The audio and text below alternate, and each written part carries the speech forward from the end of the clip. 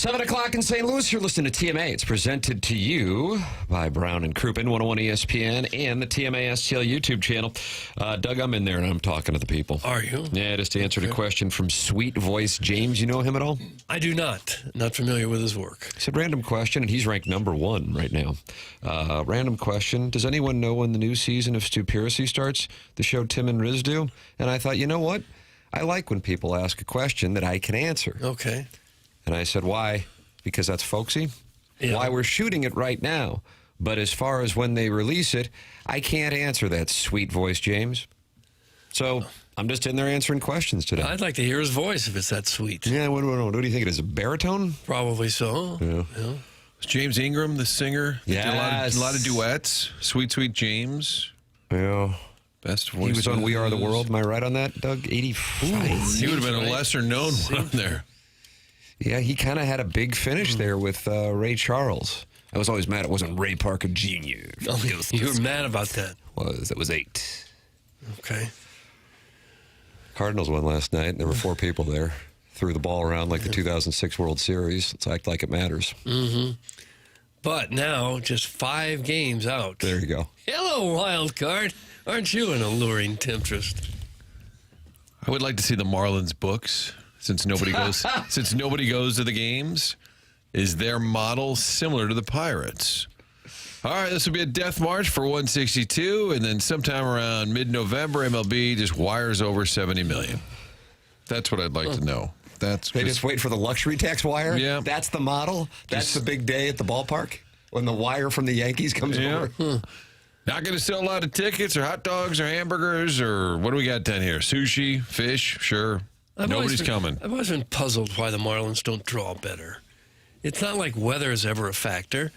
The area is largely Cuban, and they love baseball there. Much of the league is Hispanic. It's a Hispanic area. I don't get it, why baseball has never hit big there. Is it because they're terrible? Largely? I don't know. Not always? Largely? But I'm sure that's a factor. Just kind of a punch on it. If you say MLB, crappy teams, you just say, Marlins, Pirates. Pirates, White Sox. Yeah. Rockies. Yeah. All due respect, I know they won the season series here. Yes, they did. Cleaned our plow. Boy, if they'd only won those games, Doug. Yeah. If only. How about the Reds? A game back of the sliding New York Mets, even though the Mets have won 3 in a row. They're right hanging with the Reds. Reds and Mets. Can we compare payrolls? Jackson, when we have time later, let's do payroll comparison. Sick. Thank you. Cardinals and Reds? Reds and Mets. Reds and Mets. Oh. Mets like to spend money. Yeah. Reds got a real manager. Here comes Lisa. I'll save you the text. The Reds got a real manager. Terry Frankfurt. Oh, you think that's what it is? Well, that's what the text was going to be. From Lisa. Yes. I saw this meme yesterday, and it was the largest contracts ever given out by every team. And almost all of them you'd say, that was a bad contract. There aren't very many where you'd say, yeah, that worked out really well. The Cardinals' largest contract? Anybody? Well, is it still Matt Holliday, or did Goldie eclipse him? Goldie. Okay. 5 years, $130 million.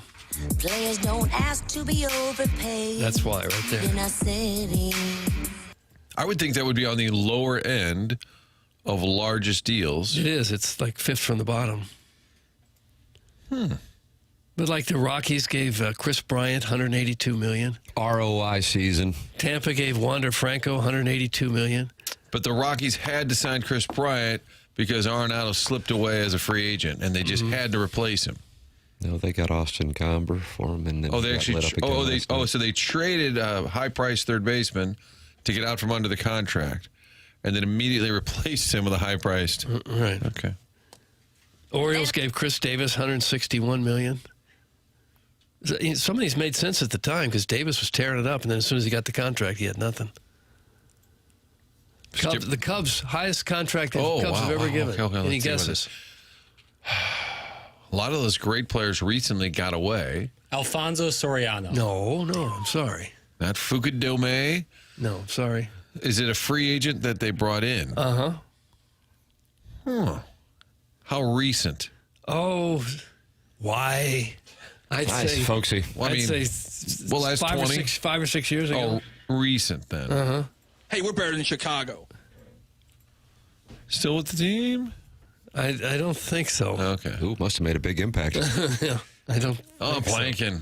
Jason Hayward, $184 million. Oh, What yeah. a break. The Cardinals offered him more money, and he chose to go to Chicago. Right. Thought they were going to be good. Look at him. Psh, went to the Cubs. Won a World Series. Yeah.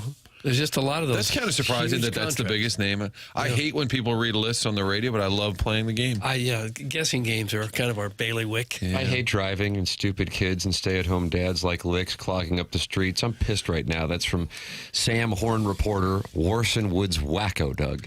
Well, it's a big day for the Warson Woods Wacko because Eli Drinkwitz said yesterday afternoon we'll have an answer in 24 hours. Wow, wow, wow. This is his moment. And if it is indeed Sam Horn, I will be texting the Colonel furiously.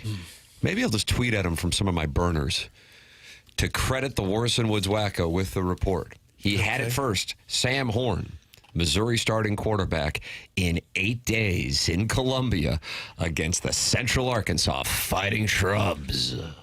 And it's just kind of been handed down by the football gods that you dare not move quarterbacks in and out. You got to stick with one guy almost the whole game. You remember John Cooper was at 97? Came to Mizzou. Yes, indeed. My 21st birthday, Martin. David Boston, but the quarterbacks were?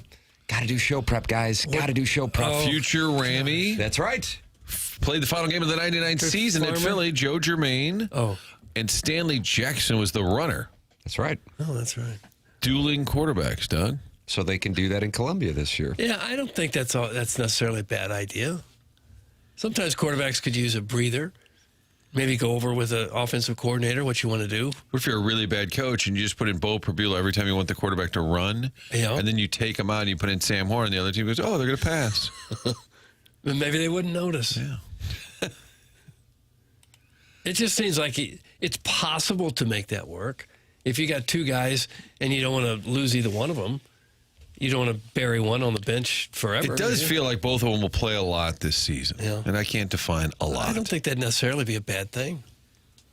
I just want the Warson Woods Wacko to get his proper credit when Sam Horn is named quarterback. Okay. Sam Horn then- has 8 career passes. And then at the same time, if Bo Perbula is named the starting quarterback, I expect Mr. Licks to have a big show tomorrow. Yeah.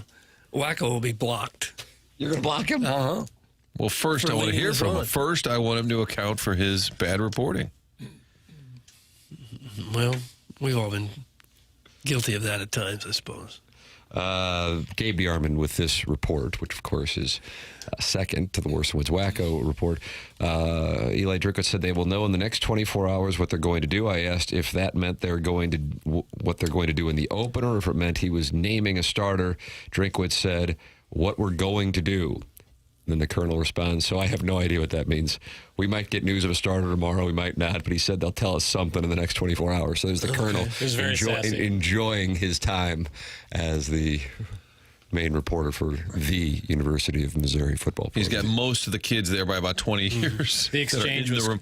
the exchange Do was you have quite the exchange? sassy. Because I feel like Drinkwitz did give everybody this 24 hours, and it was reported, hey, in 24 hours we'll know the quarterback, but I felt he gave himself some wiggle room to say, yeah, we'll know. He's chomping ice throughout the entire. Take a listen, Doug. You don't like when a man chomps ice into a microphone, right? No. Because he Really? didn't know he was going to be interviewed, Tim. You know, it's been something that's kept me up every night and keeps me, wakes me up in the morning.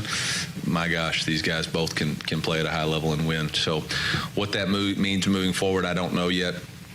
I just got off the field today, but we'll start UCA prep tomorrow, and we'll have a decision and talk to both those guys here in the next 24 hours about what we're going to do and make sure the team's comfortable with the plan moving forward, and we'll let y'all know. You wish it was easy and that there would be, something definitive that you could point at and say, hey, this was the reason why, but that's not going to be the case. So we'll figure it out from there, and that's what they pay me to do. They pay me to make tough decisions, and that's what I got to do. So. Just to clarify, you said you'll decide in the next 24 hours what you're going to do. You mean against Central Arkansas, or you mean you're naming a starter? I mean, what we're going to do. Oops. Yeah. Okay.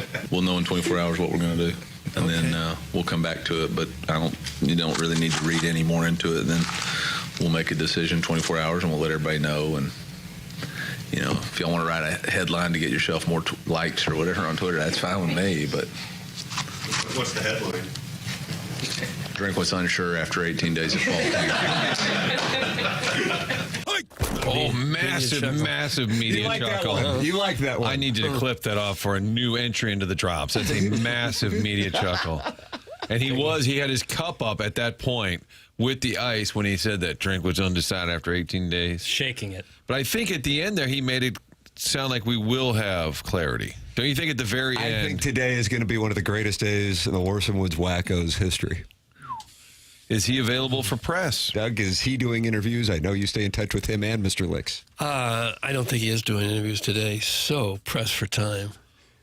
I would imagine Drinkwitz will come out and say, we're going to look at them both against Central Arkansas. Wouldn't that be the easy way out? And then let people see if one guy's considerably better than the other. This is why we went this way. You're going to beat Central Arkansas one way or the other, I would think, regardless of who you play at quarterback. If not, I will not sleep in between Thursday and Friday's presentation because I will live on the Colonel's postgame show, where oftentimes, Doug, unfortunately, some members of the TMA audience infiltrate it and get it off track and actually pay to have their super chat comments read. And Gabe then has a deal with the audience that if you pay, he will read your comments. I see. Yeah, and that's what goes on the Colonel's postgame show on YouTube for Power Mizzou. Are they still wanting him to do his show in the nude? No, just topless. Okay. The nude would be weird. Yeah. And his show, his postgame show, I've heard some of the audio, but I've not watched it, so it's a visual. So that the reason they're saying take your shirt off is because they're actually watching Gabe do the postgame. Gabe. Well, wouldn't it make sense if you're Drinkwitz to play them both? If he's not sure, and clearly he must not be sure yet, or he would have said something, then let them both play a half. What if that's the big LeBron decision today? No. Jim Gray? Remember the build-up to that, even? Sitting there, like the whole show. I was watching it. Oh. It was painful as it was happening. Because of the build-up, I just expected him to stay in Cleveland. And then I was like, oh, boy, this isn't going to go well. He was taking his talents. Yeah. So when you want to give a city, especially when you're from the area, you want to give them the middle finger, you hold a televised show to let everyone know you're taking your talents elsewhere. Tim, when this show is moved, have you guys had press conference to take your talents? Yeah. We're taking our drops down from some of the biggest stations in town. I mean, you're talking about stations that you can hear if you're in the parking lot. The ones where we've been? You call the press conference. Dan Caesar showed up and Tim said, all right, is everybody here? We're going to get started. Is everybody here? We're waiting on the Kirkwood-Webster Times. Hold on. So much sass from a coach who's done nothing. What a clown, with a clown emoji. Doug, that's Sharon and Clayton Starr, the Real Housewives of TMA and the Air Comfort Service text inbox, 314-399-9646. Cotton Bowl, huh? 21 wins, huh? Dan is not a jackass. Oh. Well, that was in reference to former Florida coach Dan Mullen. Even though he has a personality, it's clearly not for everyone. He has filled up a stadium. Uh-oh, you're going after Sharon and Clayton. It's going to be awkward on the set. I'm just saying what he has done in his defense. The program is in far better shape than it was when he got there. Far better. And you don't want to be a hypocrite because Barry Odom was, less interesting than, what is the old paint drying? Mm-hmm. He had a quote one time. They were in the spring game, and it was open to fans.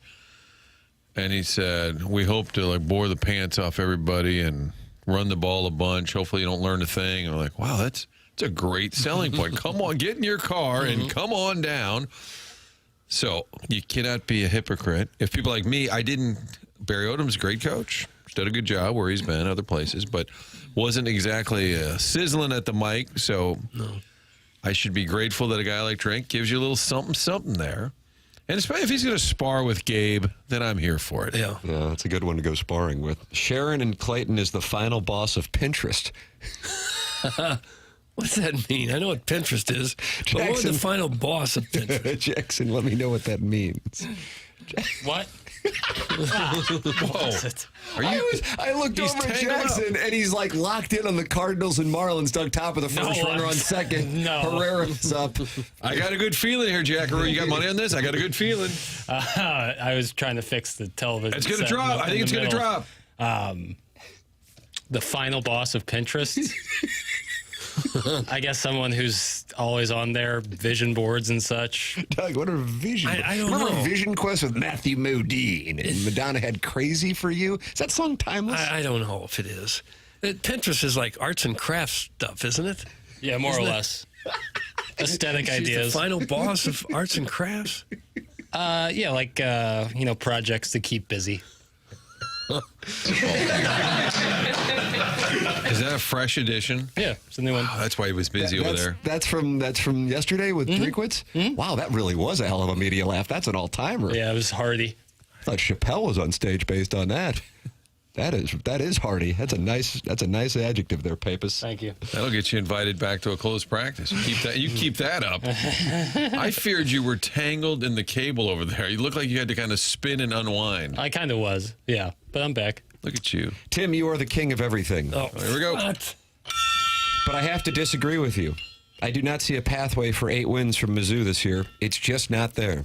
Doug, that's from Lady Sonia's Teacup. Well, we haven't seen him play a game yet, so I don't know how you know what's there and what isn't. I have to say, I appreciate the text. However, I don't know if I've been super vocal about Missouri being an 8-win team. What I can recall talking about is seeing the number at 6.5 for the over-under on FanDuel and really liking the over, but being concerned with how low that total is.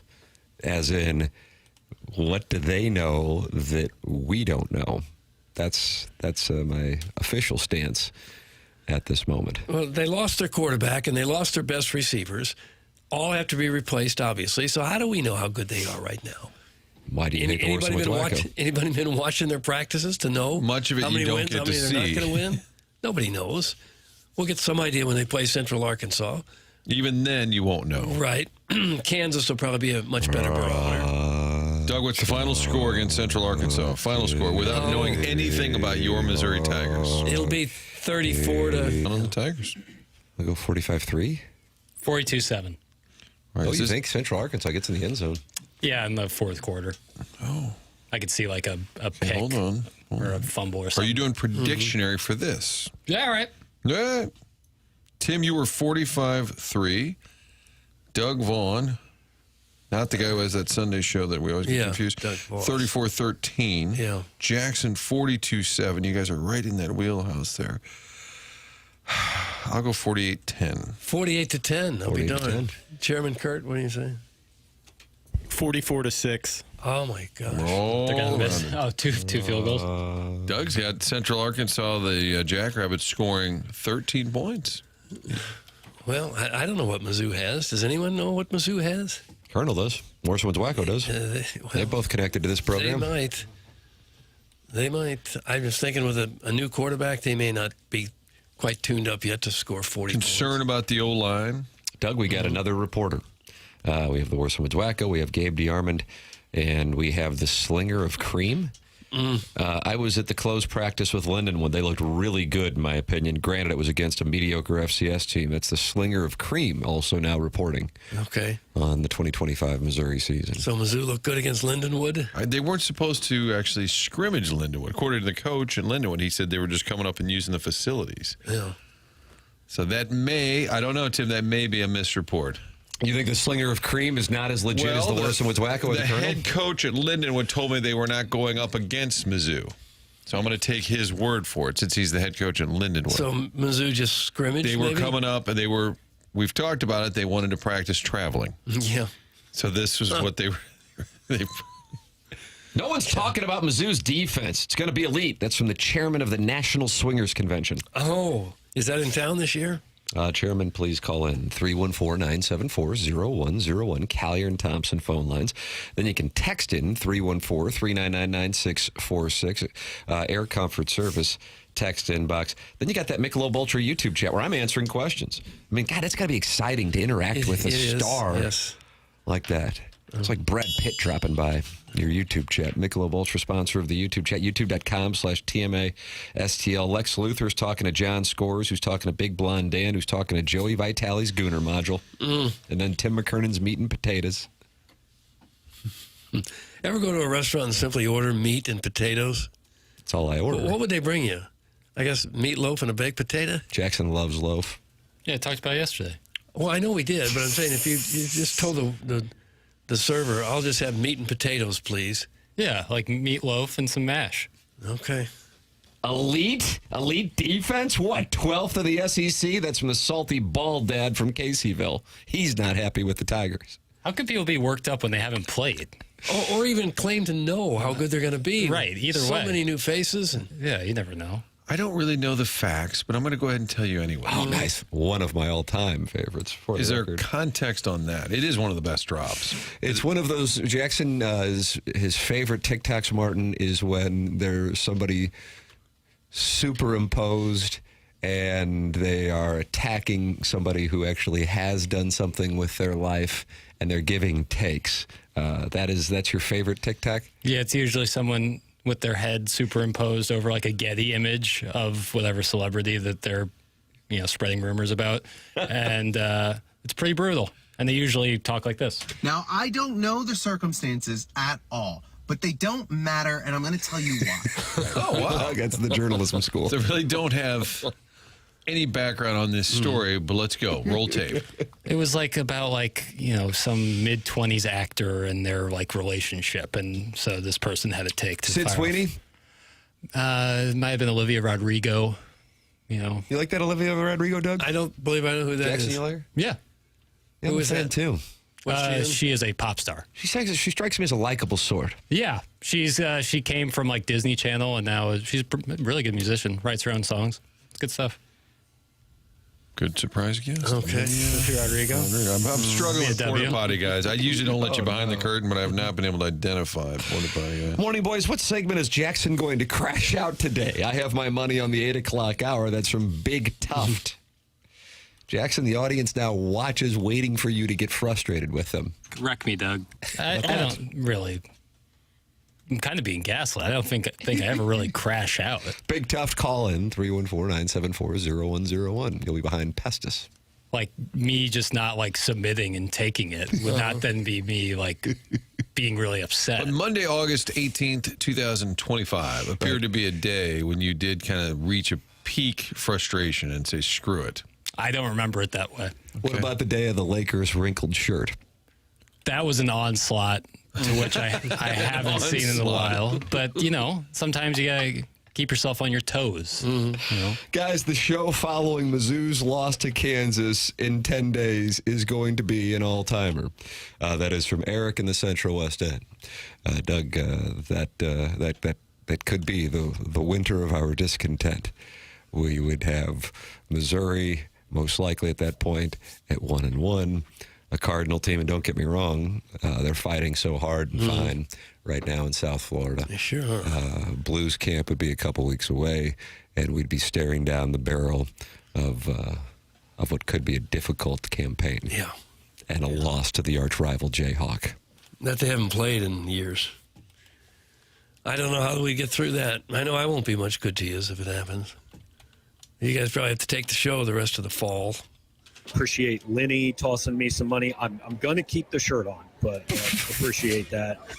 Martin, that's the post-game show. So this guy paid to get his question, but That's did correct. not get the shirt removed. That's correct. That's what goes on. So you'll be watching Gabe's post-game show on YouTube, and you'll see $9.99, and then Gabe has a contract with the audience that he will read those paid comments, and these people will request that he takes his shirt off while he's breaking down the secondary's performance in the second quarter. Couldn't he charge extra for the shirt? Yeah, maybe go $49.99. Yeah. So When Gabe's does the post-game podcast turn show. into OnlyFans?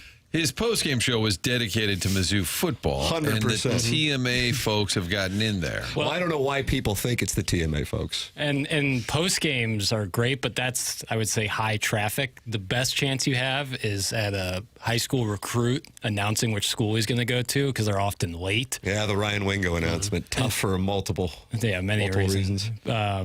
But then you can hang out while he has nothing to do while he's waiting, and then you can just flood the chat. So Gabe would do a live chat waiting. He would, live streaming. Waiting for Wingo. Well, yeah, Wingo. Oh, not bad. Who's the gentleman who left for Nebraska last year? Noweri? Yeah, Williams Winery. That was another one where TMA listeners got fat off that one. But I'm saying they've discovered Gabe through this show, and it's to his detriment. Well, it depends on your view. Well, that's it's true. been good for the revenue stream of the Super Chat. That was a line item in the budget that he wasn't expecting. But for the old school Missouri fan, when Gabe is obligated to read the posts requesting him to take his shirt off, that throws off the program just for just a brief respite, and then back to looking at the safeties. I just love Gabe's model. You're thinking about going down there. $9.99 per question, $49.99 for nudity. I'm not going to lie. I'm a little bit disturbed at the number of people asking me to take my shirt off. Yeah, so monetize it. If we're being honest. But, hey, do appreciate you guys being here and being a part of it. He's probably actually stumbled onto something that could make him rich. Doug, I guess we need to start doing post-game shows. I guess so. You can text in with your topless requests, 314-399-9646, Air Comfort Service text inbox.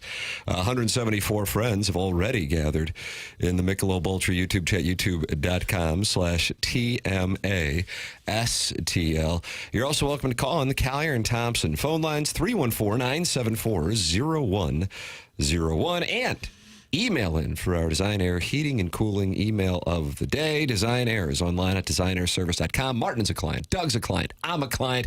And so is Craig O., who does business as Big Walt's Missing Teeth. He sent me this email yesterday. Hey, Tim, I wanted to share a positive experience I had with Design Air. My mom's AC went out late yesterday afternoon, so she went and stayed with my sister for the night, and I called Design Air for her to get a service appointment set up. They called at 8 this morning, had a technician on the way at 11:30, and the repairs were done by 1 p.m. Anthony W., not Larry, the Silver Fox, replaced the capacitor and got her up and running for less than $500. My mom's in her 70s and lives alone, and they could have easily tried to upsell her to replace the unit. I'm so glad the technician and Design Air are trustworthy and only did the necessary repairs. Design Air is the real deal, and it was great supporting the sponsors. Please feel free to read this on the show next time you're talking about Design Air. That comes from Craig O., Doug, who does business as Big Walt's Missing Teeth. Okay. Design Air Heating and Cooling, online at designairservice.com. Longest running sponsor on TMA. Support the sponsors, Jack. I wonder if he got Larry, the Silver Fox. Didn't. Got Anthony W. Oh, did he really? Well, they're all I heard good. it, Tim. Jackson Dandy Don is requesting that you keep your shirt on, but you need to wrinkle it up a little bit. Well, how about that? I don't care. No, you're fed up with that whole line of questioning. Mahomes' long body. I liked when Gabe's broadcast booth was on fire. Yeah, that happened after a basketball game, Martin. That did happen. The alarms were going off. I felt really bad for him. What do you do? He was being thrown out of the building, wasn't he? You tell the authorities, I'm in the middle of a post-game show. Mm-hmm. What did Rammer tell the ref? I'm live on the air. This is my broadcast. Get out. Guys, I've been trying to see Doug topless for 10-plus years. If it didn't happen at 9:20, it likely won't happen now. That's from the Crestwood Coyote. And Doug, you played Native American ball with his father. Yeah, we called it Indian ball back then. Two-man baseball game. Yeah, I don't know what it would cost to get me to do this show topless, or if it's even permitted. But you get to a point where, if someone's going to pay $1,000, Look, Doug's for sale. Yeah, it does. Love for A sale. little challenging in here since it's 40 degrees. All right, dress in layers. Jackson's been killing it this week. He's in a good place. Don't let them downers get to you. Fast lane you, Phil. There you go, Papers. Thanks, you go, Phil. Papers. Thanks, Phil. There's some people in this audience who love seeing the Empire strike back. And I appreciate it, It's sometimes it's no more Mr. Nice Guy. Sometimes you got to let the people know. I think it's the confidence that Movie Boy has brought you. If that's the case, then God bless. Because you would know. I love doing it. I don't know. I just keep on doing what I do. I don't think much different of it. Just keep on doing what you do. That's all you can do. Yeah, sure it is. You can't judge your life based on what other people think of it. And by definition, you can't keep on doing what you haven't done. Think about that. Truer words haven't been said yet. Mm-hmm. I love that the modern media business model resembles lunch at a diner. That's from Arbor Day, Doug, who has won back-to-back Texter of the Year crowns. Why would it look like lunch at a diner? Well, $9.99, and you put in requests. Okay. Topless and such. That happened with Vera. Was she Dingbat? And then there was Flo, Kiss My Grits, and of course Alice. Yeah. And Mel Sharples. That's true. But, I mean, they weren't taking requests to take their shirts off. That's what we're getting now. So what? It's working. Works for Cave, for sure. Text in and email in and call in and YouTube chat in. And we've got Ken Rosenthal giving his verdict on what he thinks is going to happen in the Cardinal dugout in 2026. Ken Rosenthal talking about that on his podcast. We've got that next here on TMA 101 ESPN.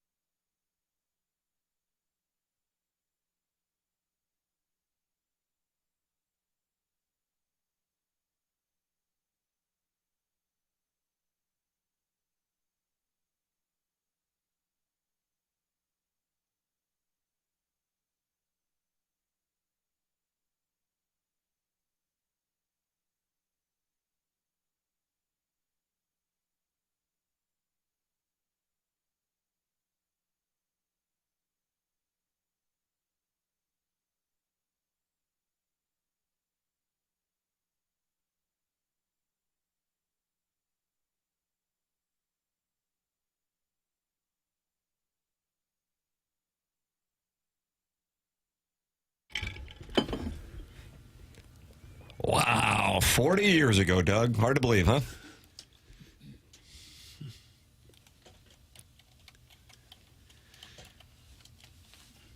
Yeah, it doesn't seem like it's been 40 years.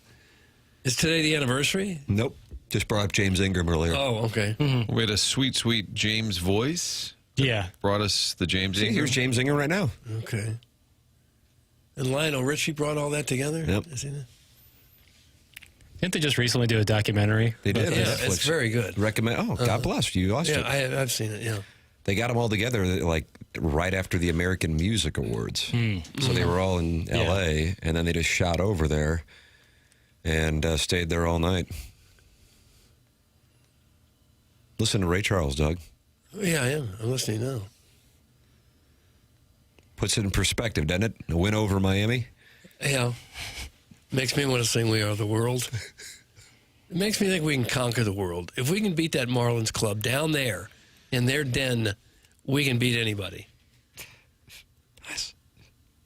And I look for a sweep today. Oh, wow. I do. Mm-hmm.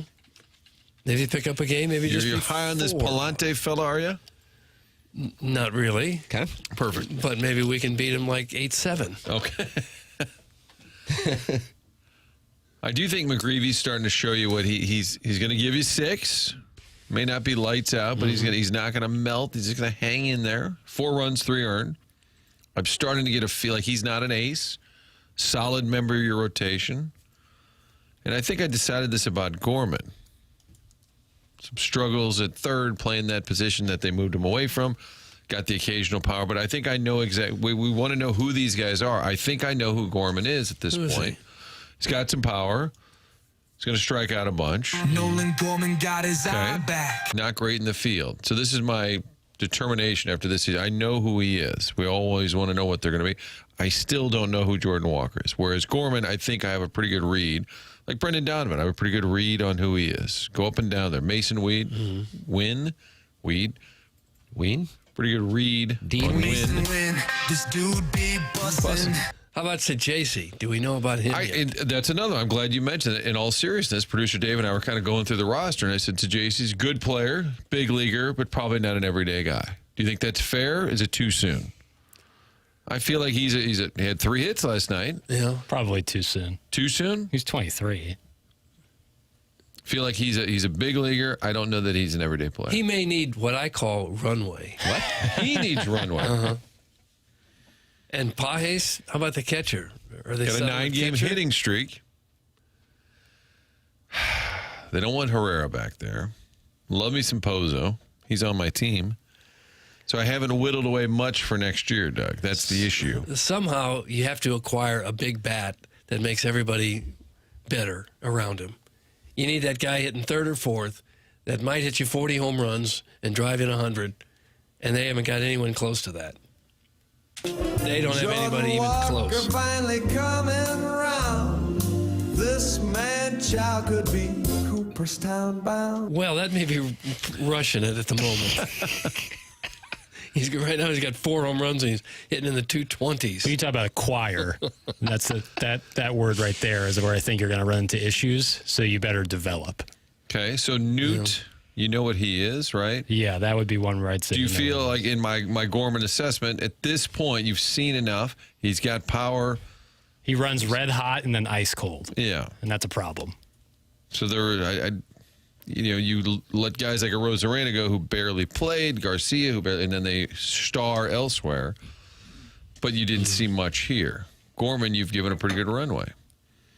Walker, I think you're still hanging in there. But, man, you'd like to see more. Yeah. I still like to see him hit near the top of the lineup every day for the rest of the season, just to get him as many at bats as possible, because I think he is the main X factor they have right now. Because if he blossoms, Lord knows he's got the potential to be a big bat, but he's got a ways to go before he's blossomed into that. Right now, it's hard to. If you were contending for the division title, it'd be hard to justify playing him every night. Correct. But since you're not... Well, who would you play in front of him? More Hampson? Walker didn't play last night. Yeah. Guys, am I crazy that the Cardinals are actually only 2 great starting pitchers and 135-plus home run bat away from contending? It's 2 and 7. I'm not sure what it would take. I don't know if that's enough. Yeah. Yeah. That Herrera hits. He just hits and hits. But if he's my DH most nights, I think what happens, Tim, we got to go back to the off-season campaign of, hey, what's it going to take for you to leave? To Contreras. Love Willie, but I think you'd love for him. He's got some value. Love for him to reconsider playing elsewhere. Same with Sonny Gray. The Arenado conversation, he's willing to go elsewhere. Yes. He may expand his list at this point. Yep. He did talk pregame to FanDuel, and he did say, I've been watching all the games. I think he wanted to let everybody know he was locked in. He said, I've been watching all the games. Yeah. He's been up in Jupiter. But it sounds like he's still a little ways away. He did say he's planning on being back. He made it pretty clear. He wants to play every night. Maybe he's heard about Predictionary, where we wager whether he's going to be back or not. But I think I took the under on 0.5 at bats. Tim, that's a tough under because it limits you. It does. There isn't a lot of, what's the word, runway? Yeah, that's what I call it. And they keep maintaining he will return. It's kind of nice when he's, hopefully he'll do better and feel better, and thoughts and prayers. Well, he's probably looking at the standings and sees they're only 5 out of the wild card, and he's saying, I got to get me some of that dare. But while he's out, you can play Gorman at third. Mm-hmm. You can play J.C. Moore. But again, next year,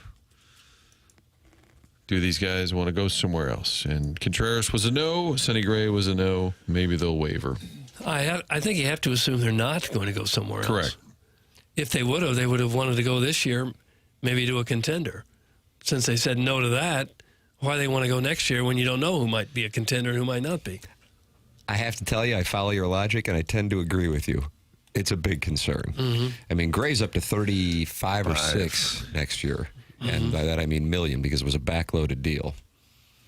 If that Nashville expansion team could get fast-tracked, might be able to tend to that. Could be. Yeah. That would be a godsend. Well, I think the org as a whole is in a pretty good spot. Stop saying org. Pretty good spot. They are 18-7 in Sonny Gray's start. So they're 11. Take that away, Doug, and next year yeah, could be even uglier. He's not as good as we wanted him to be. Correct. But he's not the problem. Martin, there are people not happy with you because you said up in Jupiter. Jackson's beer pool up in Jupiter. And then the 818, is that L.A.? Says up in Jupiter. Is he in space or is he down in Florida? Well, he's in Miami. He's in Miami with the team. Is Jupiter to the north of Miami? It is. Mm-hmm. You've been there. Yeah, it is north, yeah. Okay, so he had been up. Do you know what I'm saying? He was with the team in Miami. Your reference point is Miami, not St. Louis. Correct. That's where I think that person's confused. Okay, well, he's with the team in Miami, and he'd been working up in Jupiter, up the road. So let me get this straight. You are not going to take some time away. No, I'm not. I refuse to take time away. Okay. I will take a used gift card, but I refuse to take time away. Okay. Doug, that was Coach Norman Dale, who stood up at the town hall meeting and said, I apologize for nothing. Right. And that is the line that Martin Kilcoyne is taking here. Yes. Because he is not going to apologize for saying up in Jupiter when Nolan Arenado was down in Miami. He was in the clubhouse. Alexa Datt talked to him pregame. He said he's trying to get back and that is his goal, is to get back. It sounded like he was on a throwing program and then he would work on a hitting program.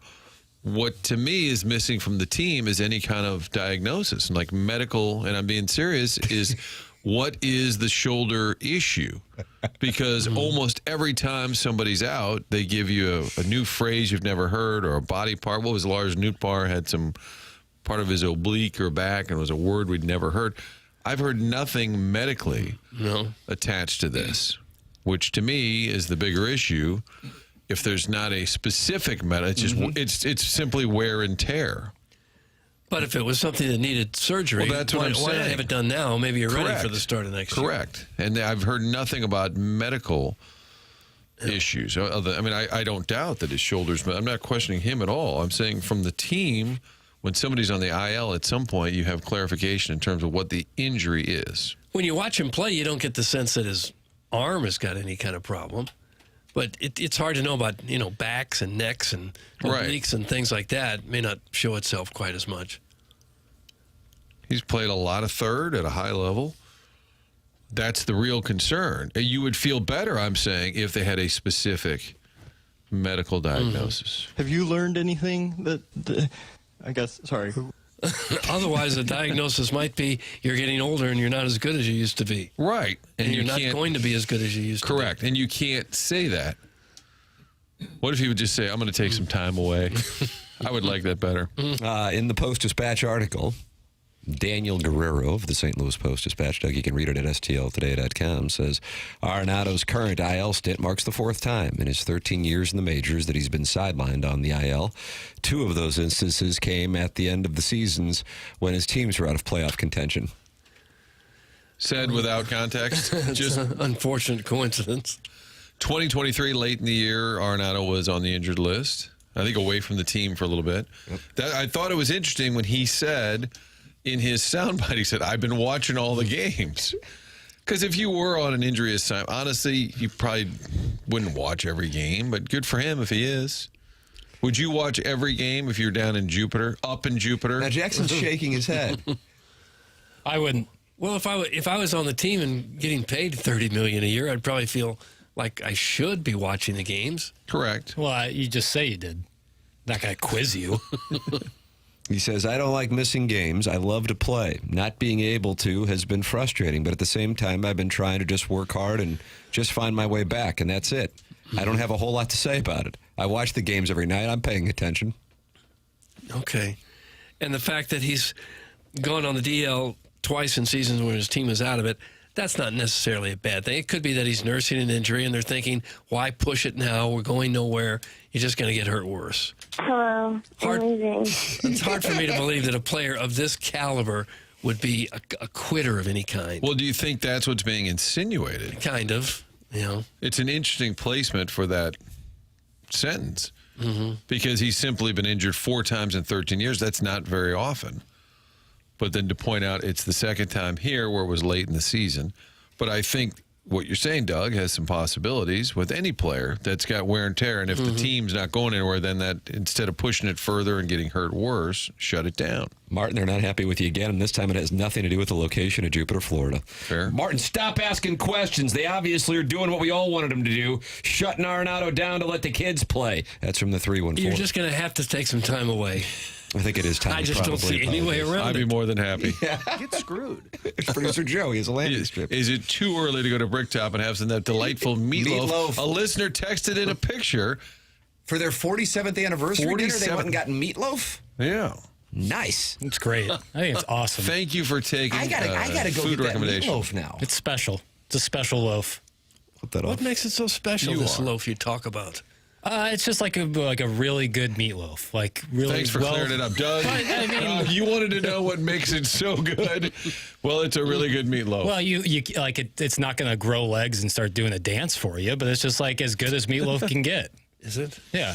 And as you described it, Jackson, the picture showed it to be a little bit like a softball size. Yeah. It's round. A rounded They give you a healthy cut. But you're used to seeing it in more of a rectangular cut. Yeah, I agree with that. Sometimes it comes in the little baking dish that they cook it in. Dish. You got to be careful, though, because sometimes some of that moisture gets at the bottom, and that's pretty yucky. Oh, and then there's some soppins down there? I wouldn't sop my loaf with that. What about some brine?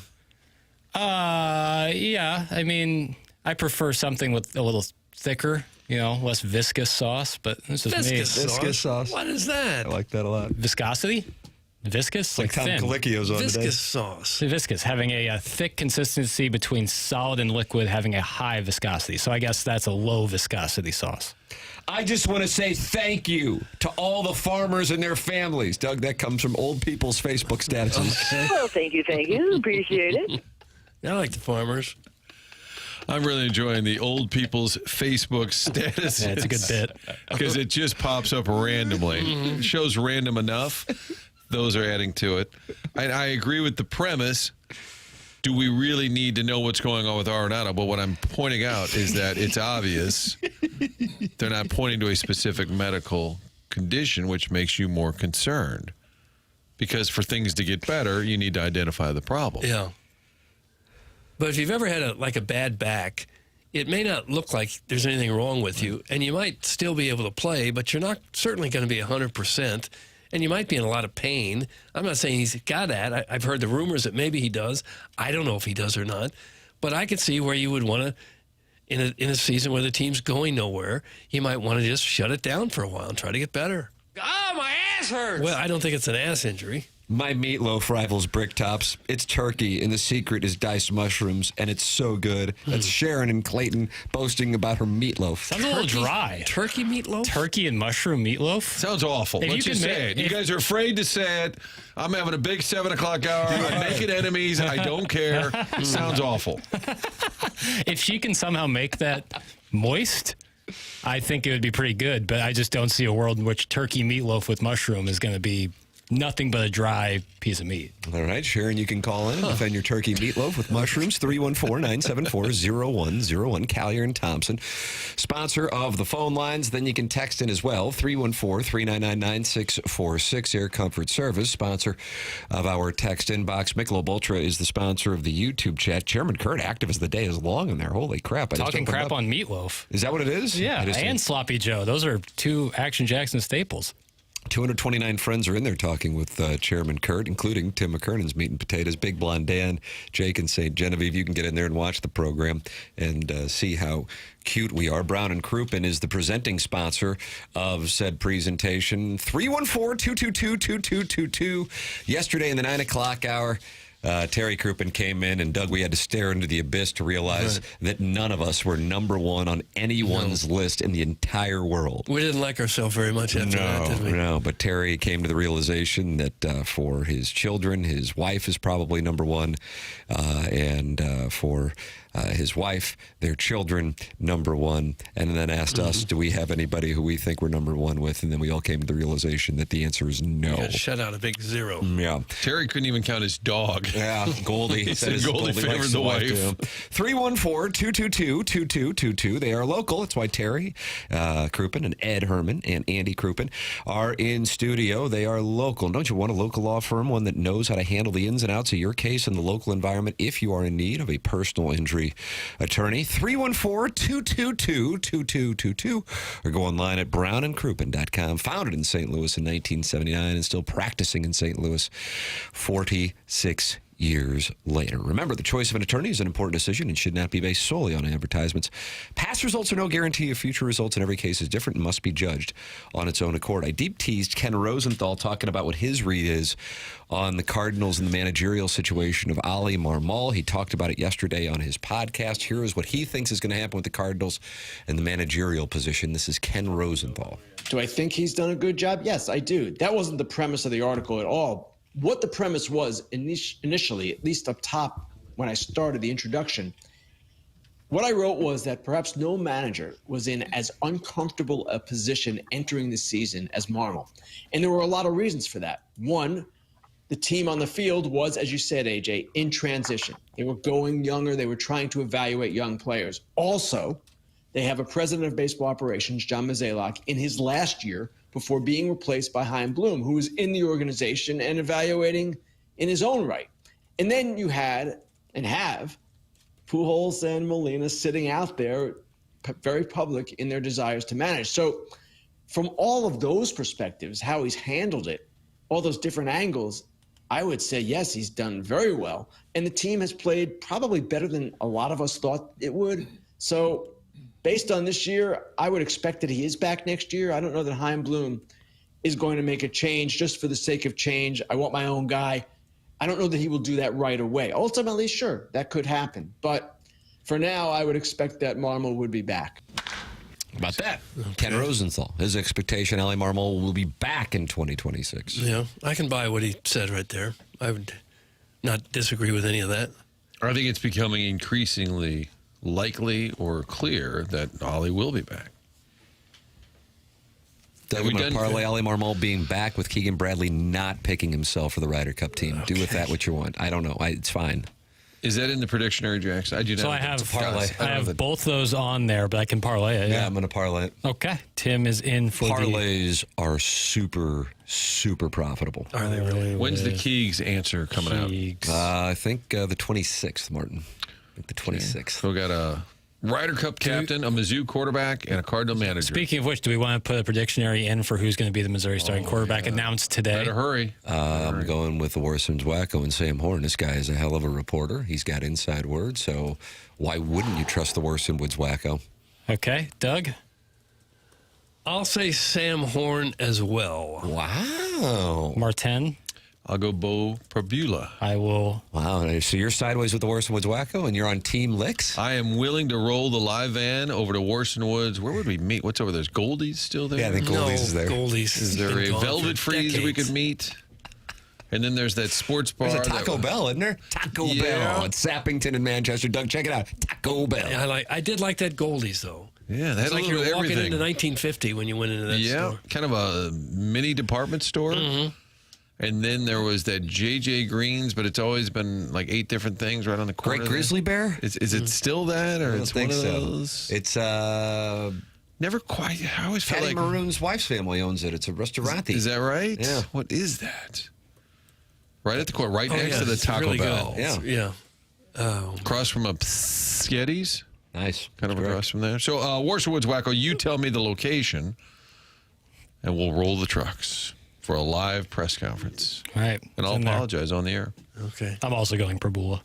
Wow. The Alliance. Mm-hmm. Martin, you are welcome in my neighborhood anytime. That's from the Warson Woods Wacko. Thanks, buddy. It looks like you will be doing a live shot. Kind of have tennis courts tucked below there where that department store, strip mall, Goldie's. There was a restaurant, Ted and Tieco's, was it? And then there was a little Tutenberg's. Tutenberg's, okay. That was across the street. Then there's a bunch of banks that are no longer banks. Mm-hmm.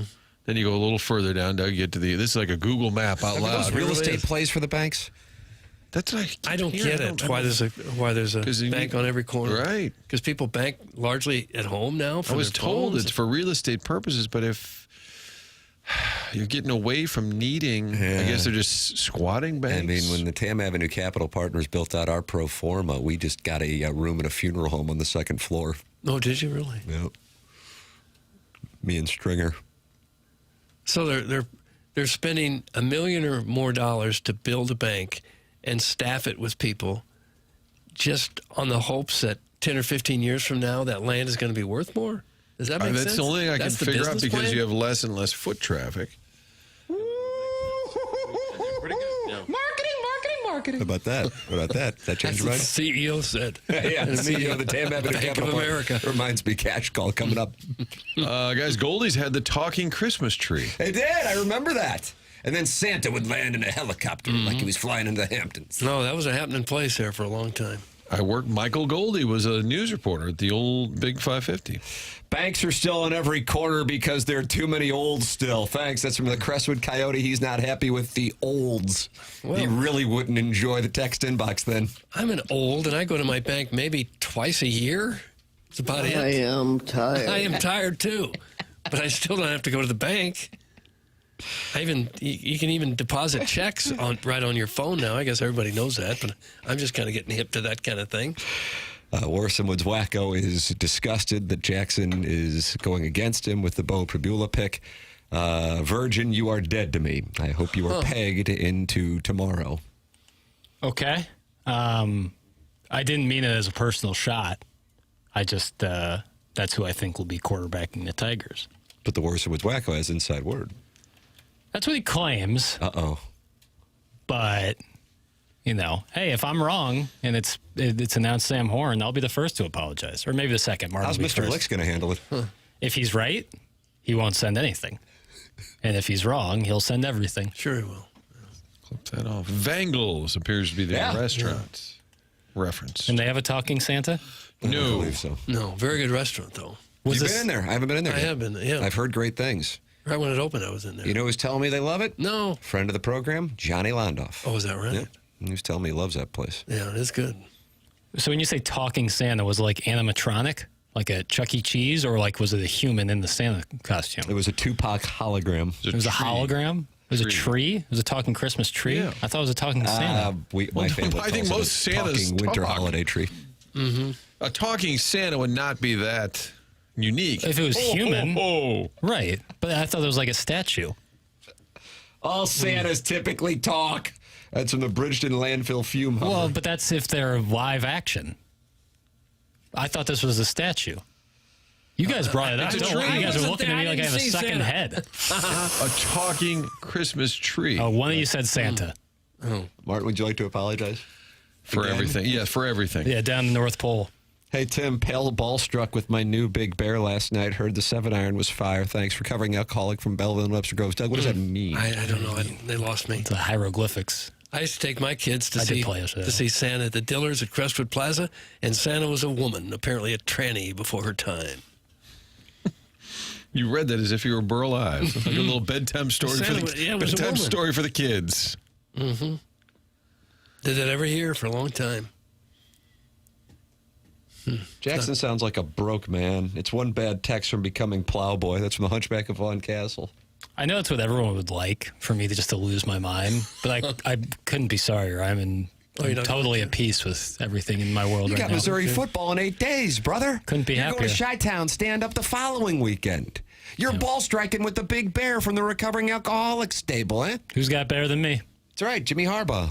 Nobody. You're on top of the world. Yep. You're not going to come unraveled. No chance.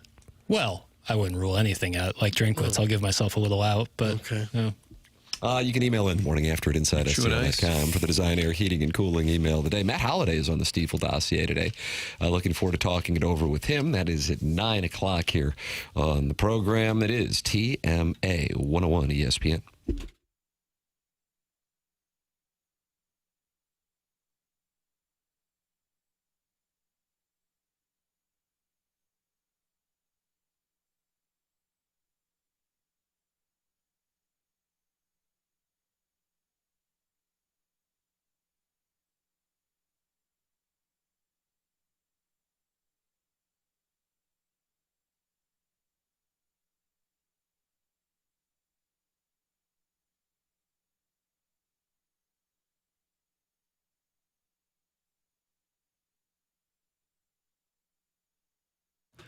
AutoLoanPro.com. That's the website. If you're in the market for a new vehicle, doesn't matter your situation, your circumstances, what's happened in the past, doesn't matter. They're going to get you a new car, little to no money down, going to work hard to get you the best rate possible, and they can do that because they work with over 50 different lenders. AutoLoanPro.com, great website, easy to use. Pick out the car, and while you're there, scroll down, download the free playbook because they're going to help you understand the credit industry, and when you get the next vehicle, you get your life and your credit back on track. What a deal. Little to no money down, best rate possible. So whatever your situation, they can get you into a new vehicle. Anyone could sell you a car, but it takes a pro to do it right. It's AutoLoanPro.com. They're part of the Lita family. Website also features our buddy Robert Thomas. Hockey just around the corner. Those commercials run with Robert Thomas as well, talking about Auto Loan Pro. So for your next vehicle and to learn a little more, get the free playbook, all one site, AutoLoanPro.com.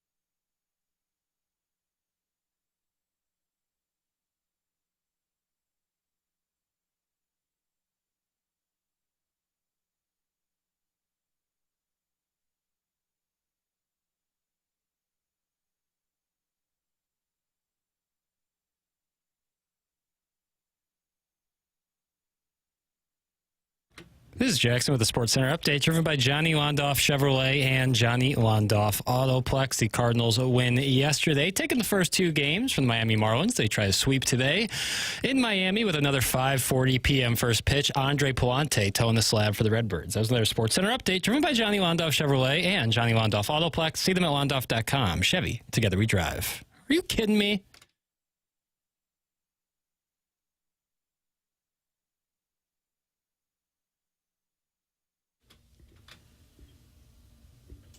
Oh, Doug. Wow. Were you jamming to this? Was this right around the time that the Pioneers went back-to-back to the state championship game? Am I right on that? That was 72 and 73. I don't recall this song being played on the team bus or anything, if that's what you're asking. This was on 4, so you would have came out in 71, so you probably could have been listening to it. You probably were listening to this. Let's take you back to the telling Hearn you, I Center. didn't hear it. Was it at the Hearn Center? One was at Brewer Fieldhouse, and the next was at the Hearn Center. Nice. Hearn Center was brand new. Mm-hmm. Brewer Fieldhouse, where the wreck is now. Yeah. Yeah. They still have that old Brewer Fieldhouse kind of like railing in the wreck. It's awesome. It's so cool. Yeah. It was really old. Looked like something out of Hoosiers. Yeah, for sure. And the Tigers were still playing there. Oh, yeah. So did you listen to this or not? No, I'm telling you, didn't. Well, it's Robert Plant's 77th birthday. Okay. Happy birthday to you, He was Plancy. in town and played Glen Echo a couple years ago. Really? Yeah, how about that? How'd you like to have seen that? Boy, there's a guy slowing us down up front. Oh, it's the lead singer of Led Zeppelin. That's Robert Plant. Oh, Hey, go ahead and ramble on. TMA 101 ESPN show is presented to you by Brown and Crouppen, 8 o'clock hour, presented to you by Fisher Window and Door Store. It's a show that welcomes your participation. Matt Holliday says, I'd like to participate, so he's on the Stiefel dossier at 9 o'clock. He'll be calling into the Collier and Thompson phone lines, 314-974-0101. You can also text into the Air Comfort Service text inbox, 314-399-9646. Watch the program and talk with other TMA listeners at youtube.com/TMASTL. If you want to hate watch it, there's a 101 ESPN channel. In their TMA remote lamp saying, you guys think Doug got a new headshot for the Kirkwood Hall of Fame when he got his new hairs? Doug, that's from the TMA remote lamp. No. Did you get a new headshot with your new hairs? No. It's been a few years now with the hairs, so I have had pictures since then, sure. Not a professional picture, just here's a little snapshot. Maybe get that Ed Herman self-portrait thing he's got going on. I should have Whoever had did that. I absolutely should have used that. Yeah.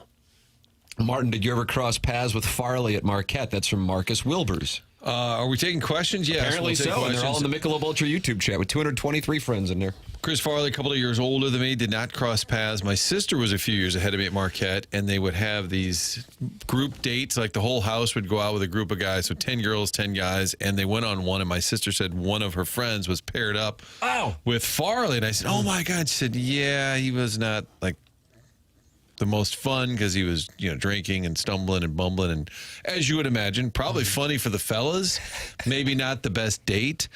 But I worked in Madison, and he was from Madison, and they showed video of him on the weekend show getting like an honorary degree. Tim, you'll probably be up for one of those soon. Thank you. Mm-hmm. An honorary degree, because I don't know if he finished all of his classes. And we showed the clip, and they asked me about him, and I said a couple of comments, and I came into work on Monday, and the old Post-it note, while you were out, those pink notes they would just put on your desk, it said, call Marianne Farley, Chris's mom. And I was like, what in the world? Chris Farley's mom. And I called. The guy answers the phone. He's like, Tom Farley, who is it? And I said, hey, Tom, Martin. Hey, Martin, Tom Farley, how the hell are you? And I'm listening. I said, this is the Down by the River guy. That's it. 100%. The Matt Foley character was inspired by his father. Dad. How about that? Who apparently was twice the size of Chris. Big man. And he said, Chris and I are watching the show the other night. I said, Chris Farley's watching WISC Weekend Sports.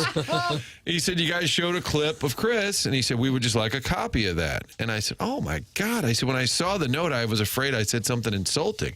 And he laughed and said, there's nothing you can say as bad as the truth about Chris. And I said, they still got a big picture of him hanging at the Avalanche bar. He said, oh, good God, is he wearing pants? And the dad was 100% Matt Foley. So there they are, Chris Farley sitting there watching the old sports, but I never met him at Marquette. It's a great Marquette, media alumni. Like a bunch of people. Bob Odenkirk went to Marquette. I didn't know that. He attended but did not graduate. I was saying he went to Carbondale. Yeah, that's near and dear to my heart. The Salukis claim him. Martin Kilcoyne listed in. Oh, Yes! Jerry the dentist on Bob Newhart. Think about Tom Poston. Dan Harmon, creator of Community and Rick and Morty. Mark Harmon, Mr. Shoop in summer school. Jim Gaffigan's wife, does that count? And the movie Midnight Express, where the guy gets... Charles Grodin. No, that's... Midnight Run. Midnight Run, very different movie. Midnight Express, where the young guy gets... put in a Turkish prison? Turkish prison. It's always been my dream. And it's stuck. No, but I believe not the actor that played the character, but I believe the original, the guy who got stuck, had some hashish and he was trying to go through the airport. Not recommended. William Hayes. I believe was a Marquette student. Who else you got there? Amy Madigan, who was in Weapons, the movie I just talked about in the last episode of Movie Boy, married to Ed Harris. Joseph McCarthy. Referenced in You Didn't Start the Fire. Yeah. Danny Pudi, also an actor in Community. Pudi Britches. Tom Snyder. Attended but did not graduate. Yeah, the great talk show host. Yeah. Big eyebrows and a big laugh. Probably because there they're are tough. opportunities in Little Rock. Doug, it's so tough. Thank you, Martin, for the support. Dwayne Wade? Yeah, Martin, I run into Jeffrey Dahmer. It's from the 314. I found out later that my sophomore year, we lived 2 blocks away. Oh, my God. I lived off Really? campus. Way. It was kind of a sketchy neighborhood. His father also went there, Lionel. Lionel Dahmer? Yeah. Yeah. Who was a research chemist. Oh, that's creepy. Research. Was Dahmer about your age? He is currently... Was that there at the same time? Well, he died in prison. They beat him with a broomstick. Born in 1960. He's a little older than me. All right. But we did not cross paths. The guy was his type. Great ending to the series Entourage with this song playing back. That's from the Prince of Glendale. Yeah, Going to California is what finishes it. Okay. And I did the movie, so it kind of changes it a little. Uh-oh, I'm sensing something, Doug. I'm sensing something from Movie Boy. The Entourage movie? Yeah. I mean, it's just like a long episode of Entourage. Cameo porn as well. Cameo porn. Nothing wrong with that. Yeah, there is. What's wrong with cameos? It's lazy. It isn't lazy. It's good. You went to the effort to get the people to come. If and that's all you have, then it's lazy. But I if the think. people do a good job, then it's kind of entertaining. Yeah, I guess. That's why you didn't like Happy Gilmore 2? Amongst other reasons. Yeah. You don't like seeing a lot of famous people in the movies. Well, typical, like if they're famous actors, it's one thing. But if they're not actors, then they're not actors, and it is kind of glaring. But John Daly did a wonderful job. He's great, but he has a role. That's not a cameo. That's a real role. So he became an acting's not the hardest thing in the world. Certainly not. But some people have it and some people don't. Yeah. I don't have it. Well, we don't know about that yet, do we? Great cameo movie papers. Retract your statement immediately. That's from Doug's Fixed Gong in the Michelob Ultra YouTube chat. I won't. I'm allowed to have an opinion. Yes, it's a big Stand Strong Wednesday. Yes, yeah. 10 toes down. The Empire Strikes Back today here on the Morning After 101 ESPN and on the TMA STL YouTube channel, a program that welcomes you to participate. And Fungo's on the line? Oh, is he really? Doug, you're a fan of Fungo. Sure. You've been in litigation with him for a while over your what I call unfortunate accusations regarding St. Gabriel basketball referees, and Fungo is a St. Gabriel basketball referee, and I guess maybe you guys are going to reach a settlement here. Fungo is on the Callier and Thompson phone lines. Good morning, Fungo. Let's see how it plays out. That's not Fungo. Yeah, apparently not Fungo. Oh, is there a fake? Fungo was on. Fungo dropped while I was out cutting audio. There's a new caller. Oh, I haven't seen this. I just learned of this. Okay. Keith. Oh, great. Okay. Hello, Keith. Short leash. Hello, Keith. Good morning. Yes. Good morning, gentlemen. Hello, Keith. So I can still come by and pick up Martin. I'm heading up to Milwaukee to get that free cheeseburger from George Webb's. That's a long way to go for a free cheeseburger, Keith. My family's up there. But also then we could go, I got the game plan.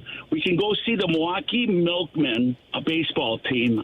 They're really not associated with anything. I'm not sure what league they're in, but they play in Franklin, Wisconsin. I'm sure, Martin, you know where that is. Well, out by the airport. Yes.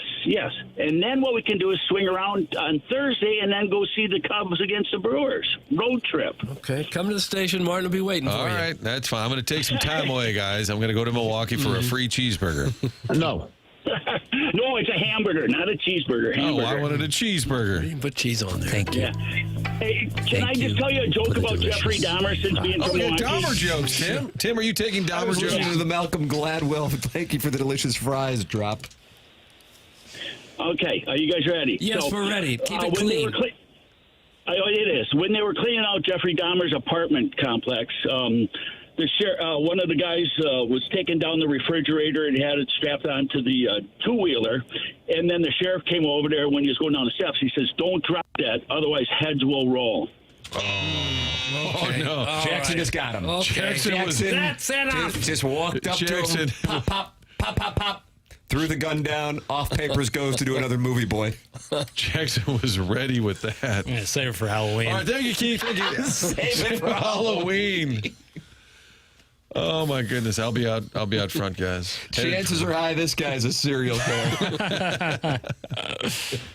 Is this the chili fat again? Really? Get this mother effer and his George Webb hockey puck burgers off the air. That's Carlos Spicy Wiener.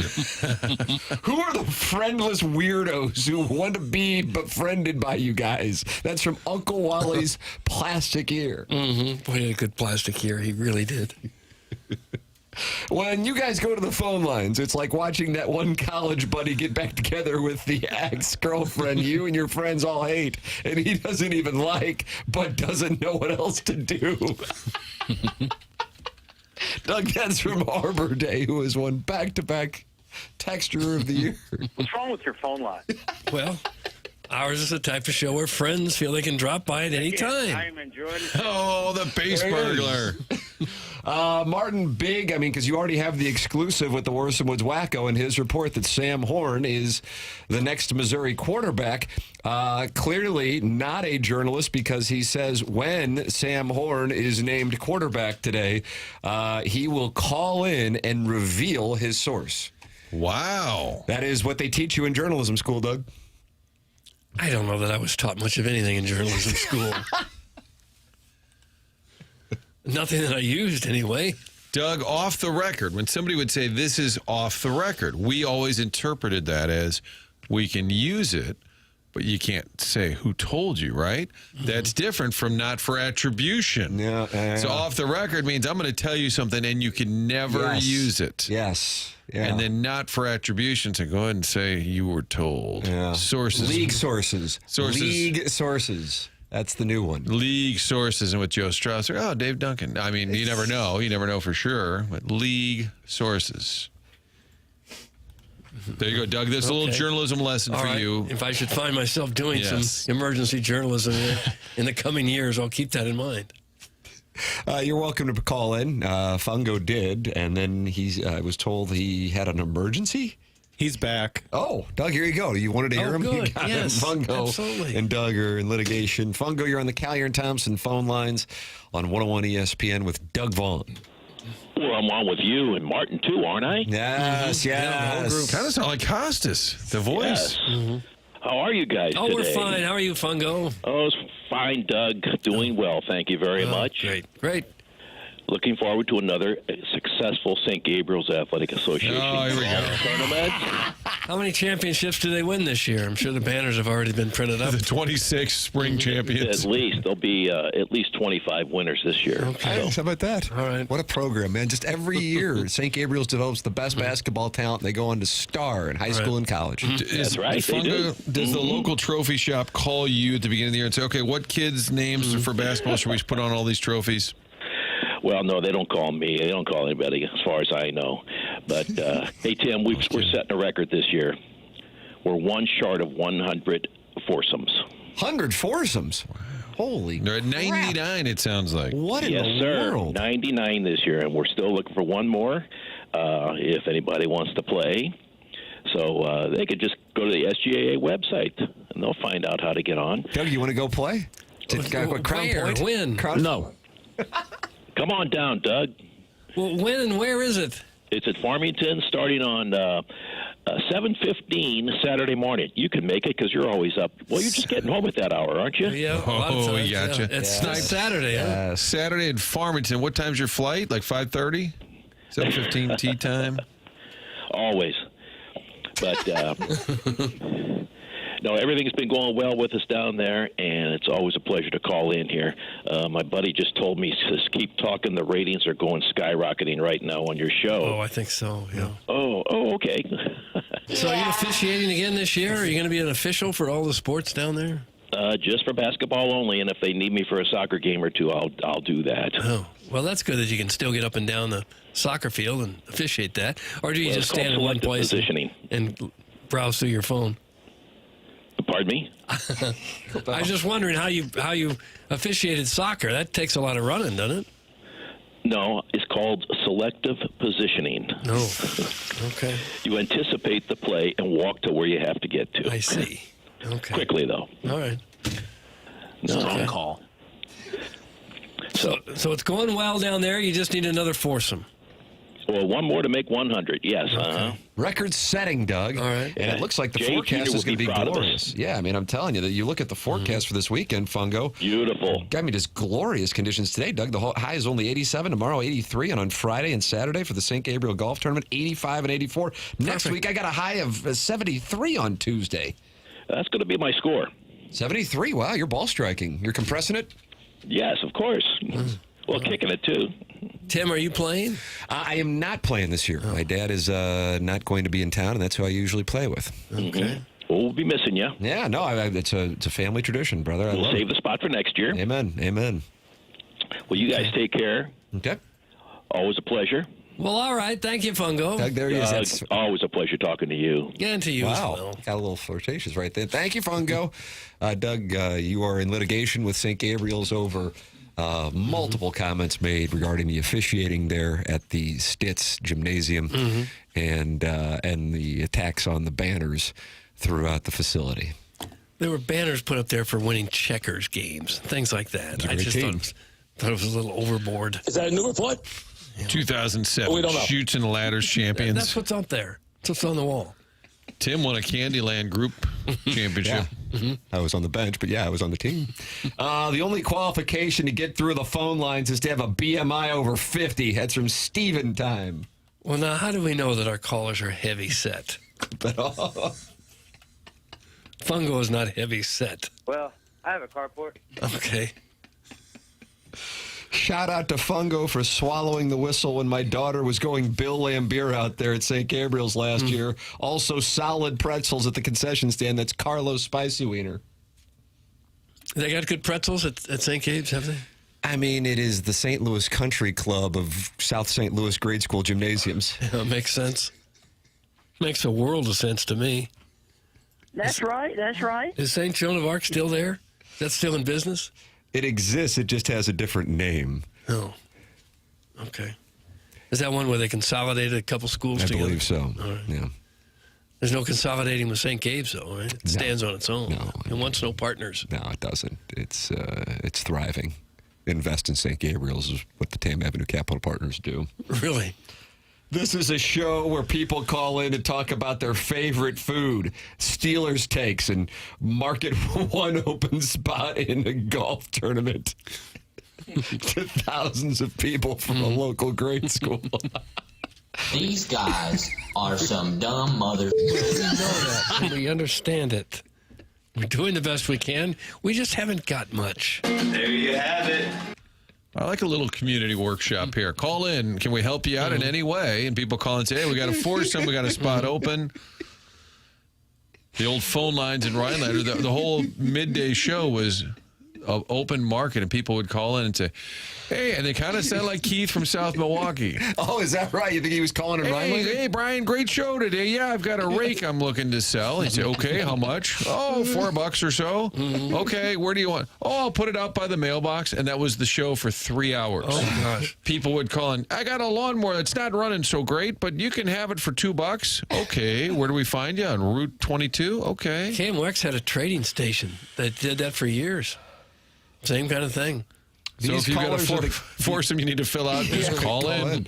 These callers are the guys that hang out at Quick Trips and yell while talking on speakerphone. That's where he was calling from, a Quick Trip outside on a speakerphone? I don't think so. Oh, pipe down. So they'll be wrapping up the tournament possibly by dark with 100 foursomes. That's from Chairman Steve. That's a lot of foursomes. Wildwood. Yeah. Doug, the only way to make the segment better is by going to Big Al on the Callier and Thompson phone line. Fabulous. This is the trifecta. Yeah. Keith, Fungo, Big Al. And You'll then remember Holliday where you cleans were. up. And then Matt Holliday at 9 o'clock on the Stiefel dossier. Yeah, Big Al. What's up, boys?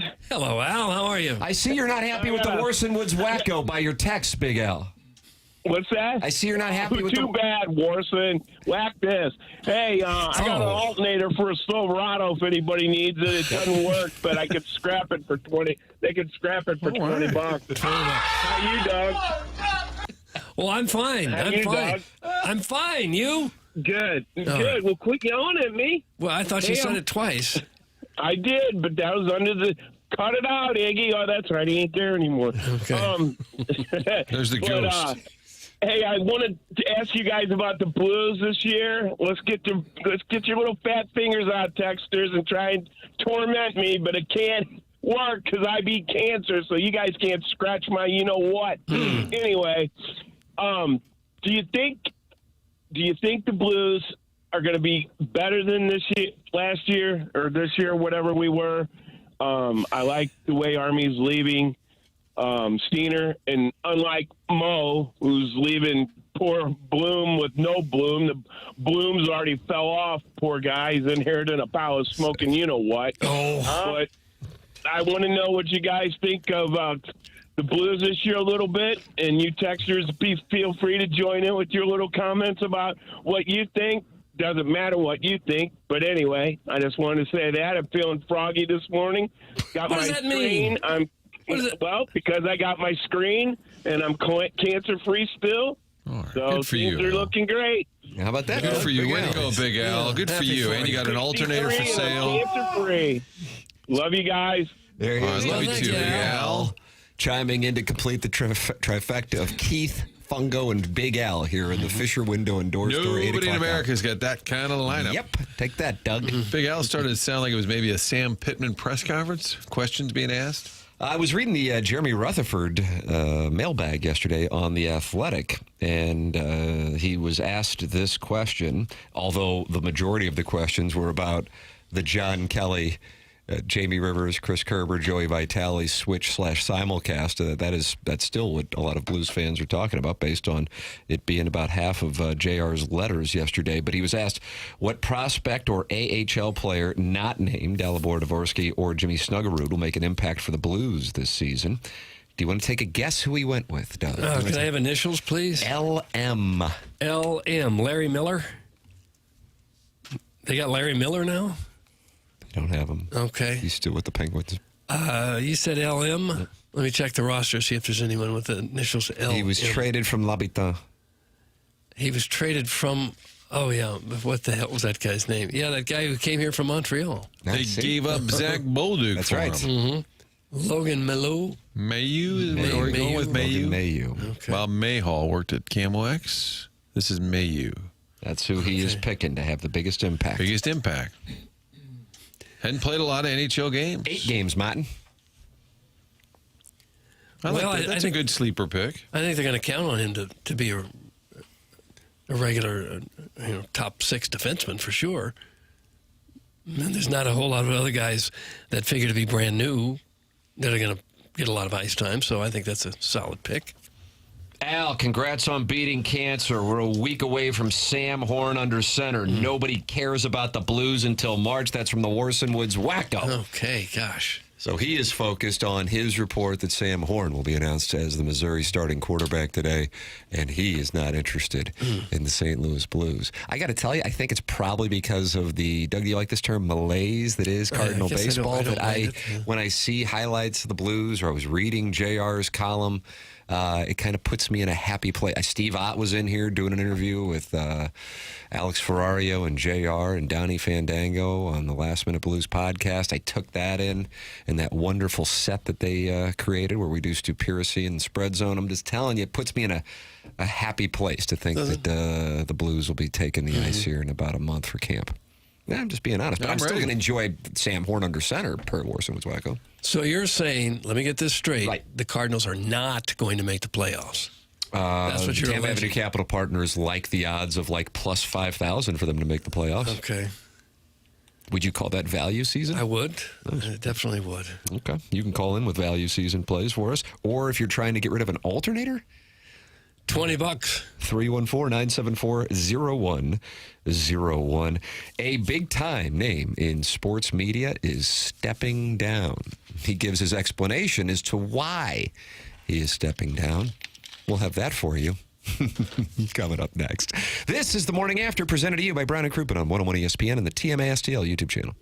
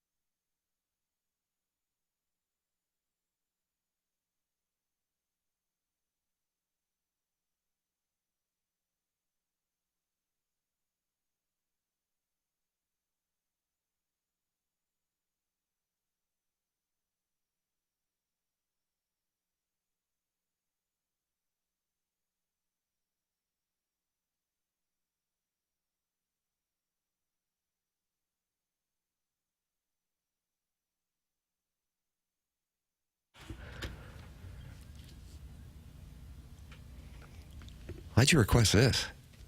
I didn't. Jackson, what do we have going on? Keith's dumb joke. He said heads will roll. And it reminded me of this song from Project X. Project X starring Matthew Broderick. Have you watched the final episode of And Just Like That yet? I haven't. His wife? No, I just haven't. This Project X does not star Ferris Bueller. Who's the star? Bunch of unknown guys. Dax Flame and Miles Teller. Okay. From Whiplash, which Jackson and I both believe should have won Best Picture in 2013 or 14. That would have been 14 No, we movie, said Django. so 15. No, that year was Birdman, the Michael Keaton Inarritu movie, which I get at the time, but Whiplash is better. Also, Grand Budapest Hotel was that year. Wes Anderson? Yeah, really good. It's probably Wes Anderson's best movie. For heaven's sakes. This movie, boy. So I like Birdman, but yeah, I think best Whiplash is movie? better. You going to say that about Rushmore, Tenenbaums? Really? I think Sideways is a lie. I think Grand Budapest. Have you seen Grand Budapest Hotel? Yeah. Ray Fiennes is doing just magical work in that Okay, movie. stop it with Ray Fiennes. He's doing magical work. I knew that would get... It's like really, it's. Let's you and me do a film bitch with a deep dive into I have Wes thought about Anderson. doing like a DVD Director-specific? like a commentary. No, like me and someone else watch a movie and just do like a director's commentary on it. Oh, for heaven's sake. And so people at home can hit play on the movie and put it in the earphone. Did you enjoy director's tracks in the past? Absolutely. Did you listen to Well, those? that was the best part of getting a DVD is you get the director's commentary. And if you listen to Rushmore, the director's track, Wes Anderson's on there with Owen Wilson. Yeah. And there's Bill Murray's line. He turns to his kids in the movie and said, "Never in my life did I think I'd have children this awful." And Owen Wilson said, "My dad said that to us once." It's on Luke. It's on YouTube. People should look up the Armageddon director's commentary because it's Ben Affleck who seems to have had a few and is just letting it rip on Michael Bay, and it's really funny. Would recommend. It seems to me the argument could be made that the best picture every year should be the one that did the best at the box office. I love you so much, Doug, but that's one of the worst takes. It you'll isn't. ever have. It isn't. The whole idea of this is entertaining people. And whatever entertains people the most, that was the best movie. But that's not the point of the Oscars. The point of the Oscars is it a political thing where I'll vote for this guy so I can get a spot in his next movie. We just learned all that many of the people that vote for the Oscars don't even watch the movies. That They're just not came actors, out. though. What? They're not actors. No, but they still get other jobs. Should we give the MLB MVP to the person with the most jersey sales? No, that's different. But you probably should give it to the guy with the best stats. Sure. But there isn't stats outside of Sure, box there are. The stats are the okay, box so you can have office. Super Mario Brothers win Best Picture. That'll be great. That's great for our culture. If that entertains the most people, sure. But that's not. That's just. We disagree, and that's all right. You got to have Doug on Movie Boy. No one, and I mean no one, Tim. This is from Eric in the Central West End. You can see where it's going. No one, and I mean no one, would watch Kamala Burkett watch some indie dumb movie. I would. Kamala, they're Jackson just made a little noise, but I can't tell what it Deciding was. if I want to respond, but I enjoy employment, so I won't. Oh. Wow. Well, big tough. Date 43 is the answer to your question. Oh, is hey, it? Wacko, the weather's going to be nice this weekend, so do the neighborhood a favor and close your windows when your wife is pegging you. I have to tell the kids that you're playing Maria Sharapova highlights on full volume again. It's from Mr. Siders. And Doug, now he's sideways with the Worcester Woods Wacko, who has the TMA exclusive report that Sam Horn is going to be named the starting quarterback today for the University of Missouri. Okay. And Gabe DeArmond, of course, will be crediting the Worcester Woods Wacko in his story that is coming up in a few hours. So this is, of course, yet another big day for TMA, just like when Nolan Arenado was spotted at spring training. And it was his cousin, Martin? Was that what it was? I believe his cousin, who's a coach in the system, and later in the week, unfortunately, the reporter who reported it was introduced by Ali Marmol to Arenado's cousin. Oh. And he had Arenado on the back of his We went jersey with as it. well. We went with it. You can see how you could be confused by that. Doug, one of the biggest names in sports media over the last, I'd say, 3 decades, I think that's fair, is stepping down. And he wants to move to Italy. Now, we've talked about this. It's Dan Patrick. But then he gave his reasoning when he was on Pardon My Take with Big Cat Here is the exchange. He feels like he might have been slipping, and it had to do with not remembering Albert Pujols' name. Mm-hmm. Are you actually going to retire in 2.5 years? Yes. And do you not feel like you're going to miss this and doing all this because you're still at the top of your game? Well, I still have a broadcasting school. I'll still do things. It's I don't know. There's things I want to do. I want to move to Italy. I got a place in Maine. I started fishing again. I've been working 5, 6, 7 days a week for almost 35 years. Yeah. Plus, you don't want to get to that point where people are laughing at you, not with you. I went through a period where I really struggled. I was going through health issues, and I said to Paulie, I leaned on Paulie more than I ever have, my producer, because I couldn't remember Albert Pujols' name. I couldn't remember Tom Izzo's name during the show, and I panicked. And it made me start to realize, okay, you just don't want to be that guy. Yeah. And I think it kind of put the wheels in motion of, I rely on the Danettes, my guys, a lot more than I used to, on the air and off the air, because I want them ready, whatever they do after this. So it's a long-winded way of saying 2.5 years, and then I'll be done. Okay. Well, that's how it happens. You forget names first. As you get older, for some reason, it's the names you can't remember. That's a great point, Bob. Dan Patrick is 69 years old, for the record.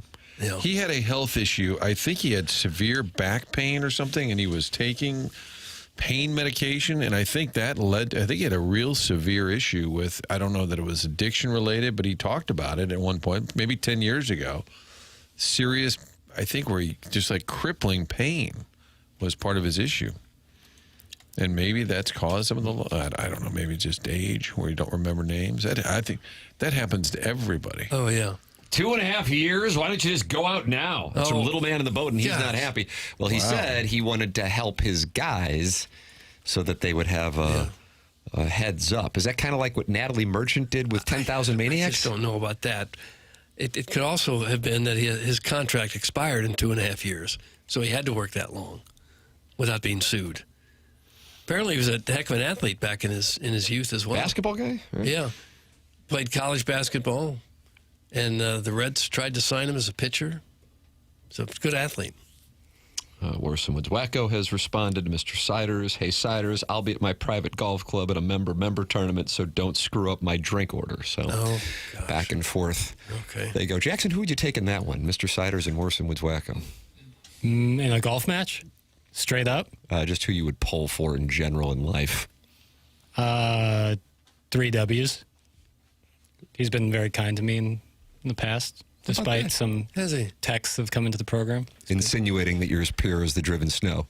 Yeah, I mean, that's conjecture. But Mr. Siders, who was also nice to me when we played golf, but I have more experience with Worse Woods Wacko. Okay. So I go there. But I hope both prosper. How about that? This guy's sporting. I don't wish, ill will on anybody, really. Look at this. This guy's sporting. Not many, I should say.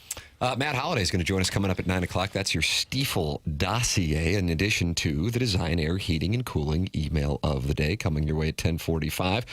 We're heading down the stretch in the month of August, and Buck Swope is your leader. Compete with the greats by emailing in the morning after at InsideSTL.com. Riot's dad and Midge both have 2 wins. Buck Swope is the leader with 3. The morning after at InsideSTL.com. The people were buzzing yesterday about MLB realignment on this presentation, as Doug not happy with the idea. The guys from Foul Territory debate MLB realignment. We'll see what Matt Holliday has to say about it coming up at 9 o'clock. We'll have that for you coming up. This is TMA, presented by Brown & Crouppen on 101 ESPN.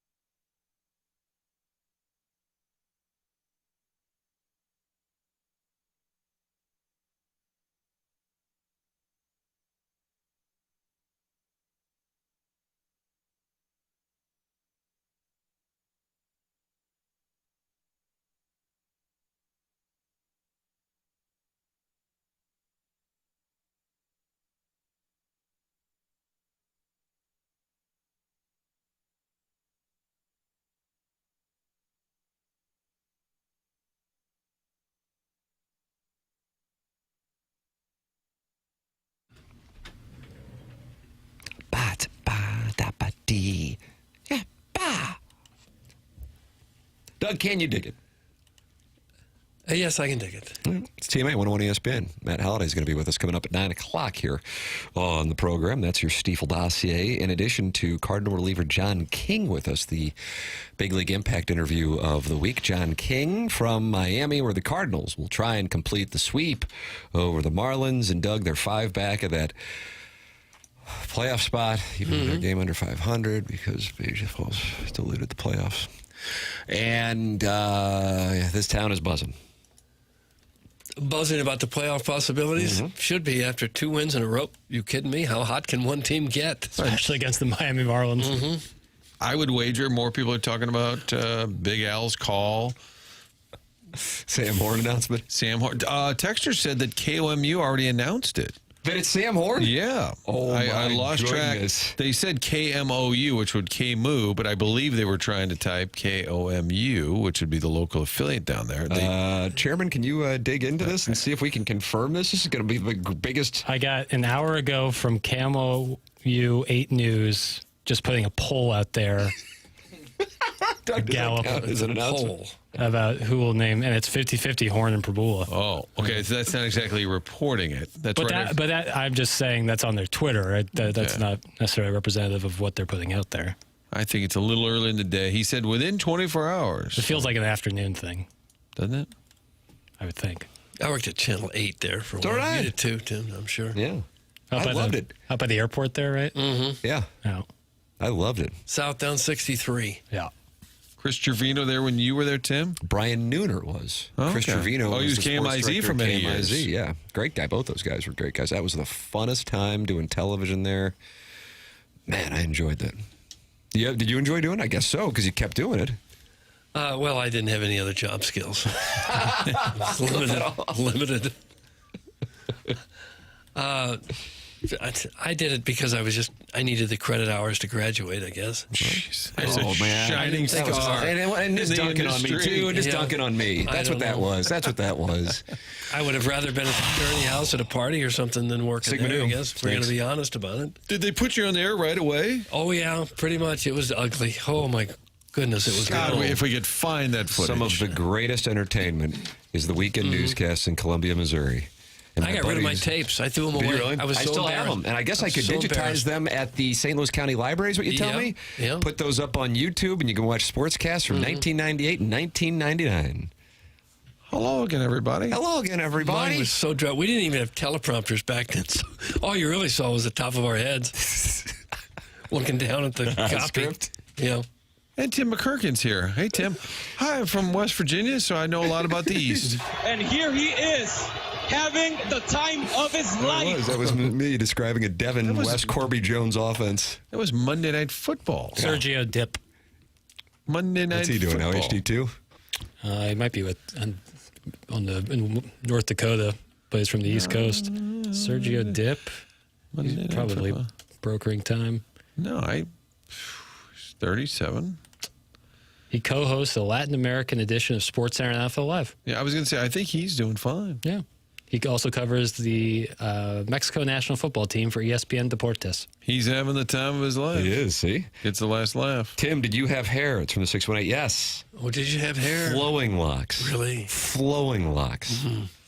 I had it all the way until I stopped taking Propecia, 2006, Doug. I want to make a message out there right now to the audience and all the kids listening. If you're on that Propecia, you cannot give up. Or it just falls right out. That's right. That's your Jimmy Valvano hair speech. You cannot give up, Martin. If you're on it, you can't give up. Because the next thing you know, all of a sudden, it's gone. It's all gone. And then you stare into the wilderness. And you go, oh, my God, I have a concave skull with no hope. Oh, gosh. How quickly did it start to go? In your 20s? I started, I turned down a television job in Denver. Was that 2006? I don't know the years. And I thought, this Propecia was like $90 a month. And I'm like, why just light that on fire every year? So I'm shaving my head anyway. And then about 5 months later, I go, I'll grow it back. And it didn't grow back. Oh, and I no. thought, oh, sweet mother of mercy, that Propecia was necessary. I've got hair that people would die to have. See? Do you think when that's going on and your people are texting in, talk sports, nobody cares about your hair? Yes. Exactly.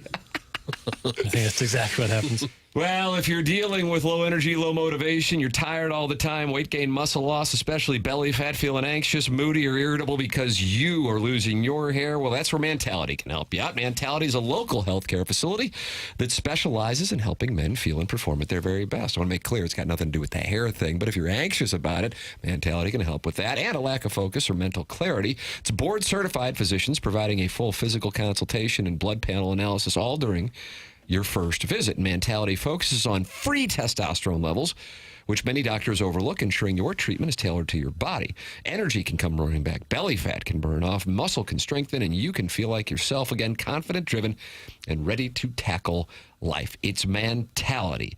You can go to mentalityhealth.com/radio to find out more information. That's mentalityhealth.com/radio. Mentality, long time TMA sponsor. Matt Holliday going to join us coming up in a matter of moments. It's TMA 101 ESPN.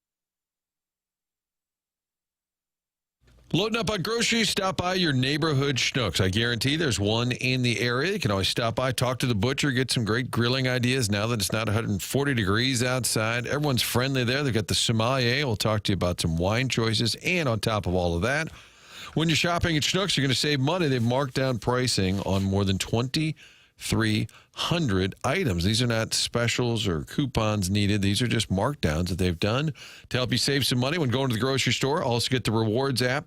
It'll help you out by letting you know if there's any additional deals that are taking place. They can tell what you like to buy and let you know if you can save even more money.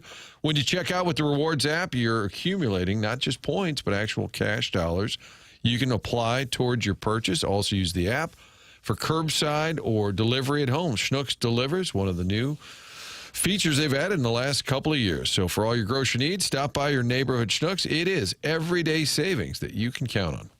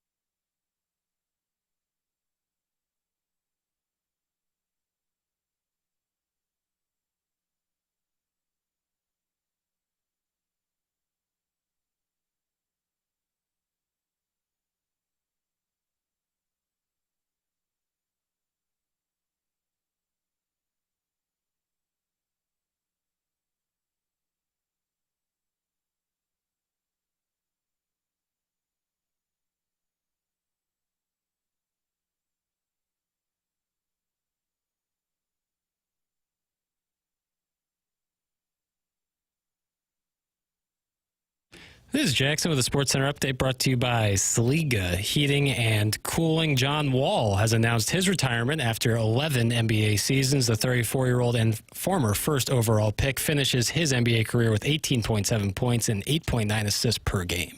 That was another SportsCenter update brought to you by Saliga Heating and Cooling, a Daikin heating and air conditioning dealer.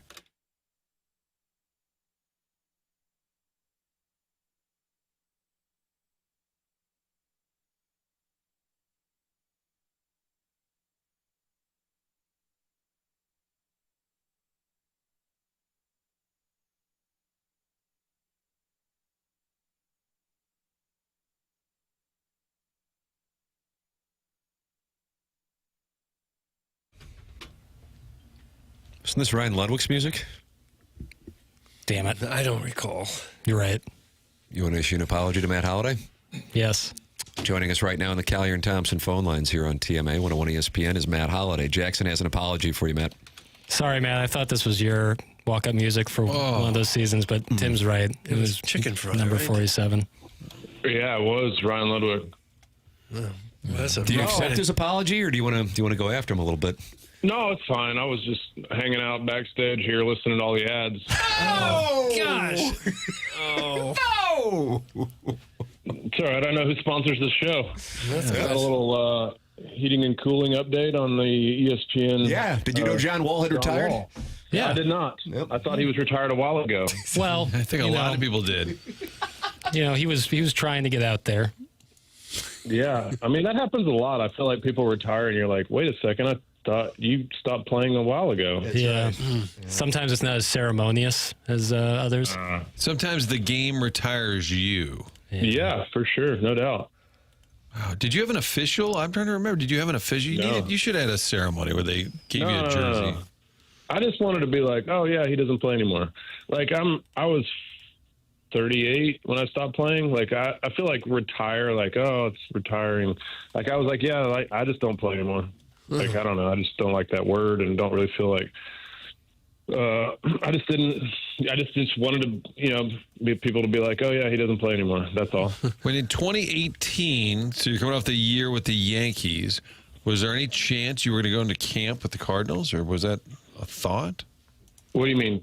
2017, I played for the Cardinals. 2018, I came back with the Rockies. And then that was it. But well, I was saying the year after the Yankees, you came back and played for the Rockies at the very end there. Rockies, yeah. No, I never. No, there wasn't any consideration. I mean, I would have, but that wasn't there.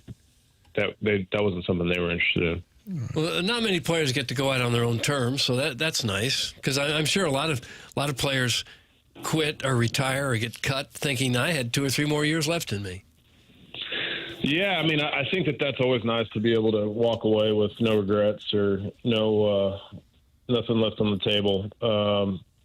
But yeah, I mean, look, I probably could have played another year or two if I wanted to, but at that point, Jackson was entering high school, and I felt like I'd missed enough. If the right opportunity maybe had come one more year, I would have tried it. But I had some opportunities, but they didn't really fit what I was looking for. So, like I said, just stop playing.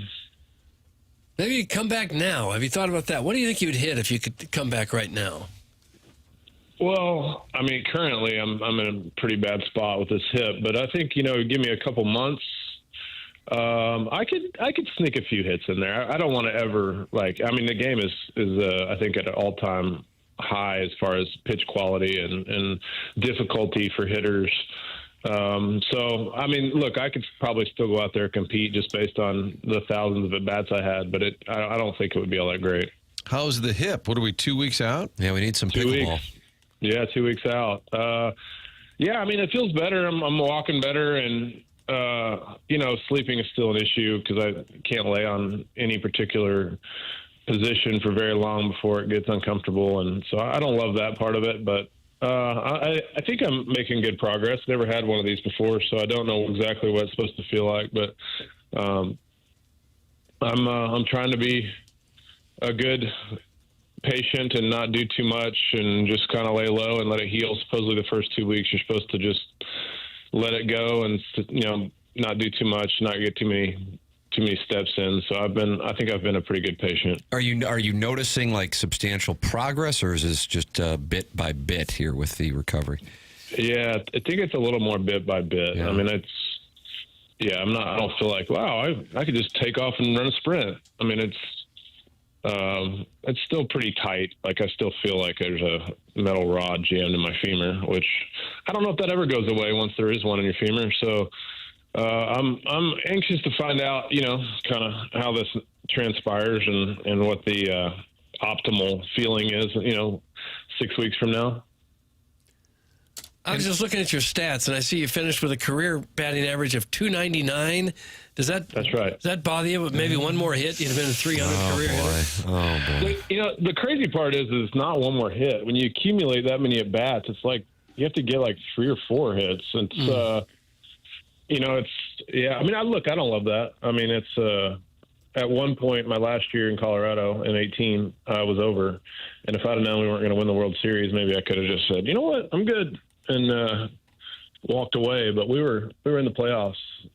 But yeah, I 299. Yep, finished the career at 299. So not my favorite, but I think there's been a few other guys. I think actually Dante Bichette, and there's been some guys that finish at 299. So I think I have company, but it's better than 269. Yeah, it's a really good number. It is a really good. And 340 when you hit 1 year. 340. Yeah. Hardly anybody hits 300 anymore. Yeah, the batting average, certainly, like I said earlier, like I think the pitching now, the way it's set up with the way they position the defenders, I think now, I mean, look, there's certainly some change in philosophy as far as batting averages goes and what, numbers people are looking at these days as far as they want more slug and they want more walks and they want on base and slugging percentage. So I don't think people look at that stat. I think when I was playing, guys took a lot of pride in their average, but I also think the pitching is better and the fact that you only usually get the starter for 2 at bats and then you're getting two matchup matchup relievers that are very, very good. So it's a tough time to hit for average. Matt Holliday, our guest. He is making his weekly appearance on TMA 101 ESPN. A lot of news came from Rob Manfred's appearance in the broadcast booth on ESPN Sunday night at the Little League fields between the Mets and Mariners, in which he talked about Major League Baseball and realignment. And Manfred has said his ideal set of circumstances would be once the Rays situation in Tampa is taken care of and the A's situation in Las Vegas is taken care of, that they would expand, whether it be in Nashville, Salt Lake City, Portland, Charlotte, Raleigh, and then have 32 teams and 8 4-team divisions, and then potentially do the divisions based on geographic location more so than what they are now, and also the possibility of getting away from the American and National League. I am curious on your opinion on that, Matt. Well, I don't think that's a lot to me. I mean, I think a few of those things I'm okay with. I think you start taking away American and National League. I think that's the history of baseball. I don't really see the point in doing that. I guess with all the interleague, maybe you just say, okay, well, I mean, we're playing each other anyways. Why have American National? So, yeah, I mean, look, I'd like to see the final proposal or whatever they're thinking, but. Look, I mean, I think it goes to show you that the industry is in a great spot as far as finances go. So when they start talking about the lockout or the work stoppage with the next CBA, you certainly can't stand on the idea that there's money being lost on ownership side or that somehow it's not a great financial boon to own a team when you're starting talking about how certain you are that there's going to be new teams and adding teams. And so I think, you put that out there and I think that certainly gives the players a little bit more ammunition of how lucrative it is to be an owner and to own a team and for their argument's sake of against the cap and some of the things that people seemingly think are going to be a problem at the next CBA. And so I think that's the interesting part of it. I do think it's interesting to think about the cities that they would add. And I guess geographically locations, I mean, are you saying, that like eliminating the league, now all of a sudden you're going to put the Yankees and Mets in the same division? That's correct. Yep. Yeah. So, you have, for the A's and Giants, they'd be in the same division. I guess logistically for the players, I mean, I think that's great. I do think that there's going to be old school baseball people that don't like the idea that the Mets and Yankees are in the same division, or the White Sox and Cubs are in the same division, or some of these things. But look, I'm okay with always looking to make the game better, and I'm not one of those traditionalists that thinks that there's that we shouldn't do anything. But I don't think it's that big of a deal. But I'll be interested to see what they come out with. I think ultimately it's probably a way, right, to get more playoff teams. You probably do 4 division winners, then you have 4 wild cards, and you're getting closer to you have 8 divisions at that point. Well, I'm saying if you had leagues. Okay, I'm saying imagine if you had leagues. Okay, got it. I guess there's not going to be leagues, but you would have each league would have 4 divisions and then 4 wild cards, so you're going to get more playoff money. But you're right, the timing, if I'm the owner, is like that's a healthy place to be if somebody's going to give you $2 or $3 billion per franchise. That you're right. I don't know if you want to put that out there when you're getting ready to cry poor at the negotiating table. But as far as the travel aspect, I can't believe that it's to save money on travel. And how big of an issue? Even Colorado, there's some long flights. I get it, but you guys are staying at the Ritz and chartered flights. I mean, is the travel part of it? Other than you're going city to city, but it's pretty luxurious. Yeah, no, the travel. I mean, look, it's hard to complain about anything as far as that goes. I mean, look, there's certainly times where you get delayed and you have a rain delay and your pilot runs out of time and you have to get a new pilot. There's things that come up during the season that are less than ideal that cause you to get in super late into the next city. And there's still teams that occasionally run the night game travel getaway day game at you that causes you to get in at 4 or 5 in the morning. And that does tax the body. I mean, that's a difficult, especially if you're in the middle of a stretch with no off days, that kind of thing can be difficult. And you still have, the trips where, in the American League where Tampa Bay is traveling to Sacramento, or, you're doing the West Coast, the East Coast travel that's a pain. But I think in general, this doesn't sound to me like saving travel costs type of deal. This sounds more like what you talked about more divisions, more wild cards, more playoff games, more money, more maybe inner city rivalries that you create that create bigger crowds. So I would guess that this has nothing to do with travel expense or even the players' comfort. This sounds like more like to do with money. Matt, this show digs in on logistics and the important topics. So when we were talking about travel the other day, we were saying, do the young players still have to share a room? My understanding is they don't do that anymore, but my understanding is now everybody gets their own room. But wasn't that a thing when you were coming up that there would be roommates? I never had that. So that's been gone a while. Okay. Yeah. I don't know what the year was when that stopped, but that was before me. So well, I mean, look, I liked having a roommate, having somebody to hang out with. Like, it's, sometimes it's fun to have roommates in the minor leagues and stuff. But in the big leagues, we always had our own rooms. You think when they talk about this new CBA, there's any way at all the players would go for a salary cap, even if it came with a salary floor? Well, it's always the question of how bonded the players are. I think that if the players are, the players have fought to fight that fight for a long time, and there's many that have come before them that have fought the fight. But there's so much money on the line these days. I don't know how together the union would be if it came down to missing a whole season or missing a half of a season of pay. So my gut says that they would fight like crazy and not give in to a salary cap. I mean, even with the luxury tax now, I think most owners are operating under the idea that that is a cap. I mean, you have the Mets and the Dodgers who seemingly don't care about the cap and will pay the tax.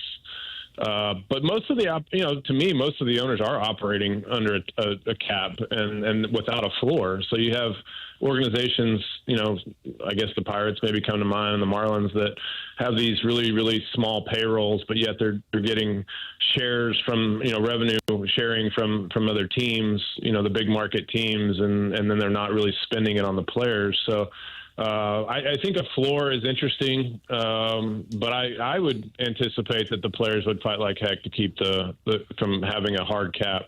Do you think players would be willing to fight it to the point of the possibility of no baseball in 27? Yeah, that's where there's a lot of money on the line. I mean, there's a lot of guys making really, really huge salaries that would have to, consider giving those up for a whole year.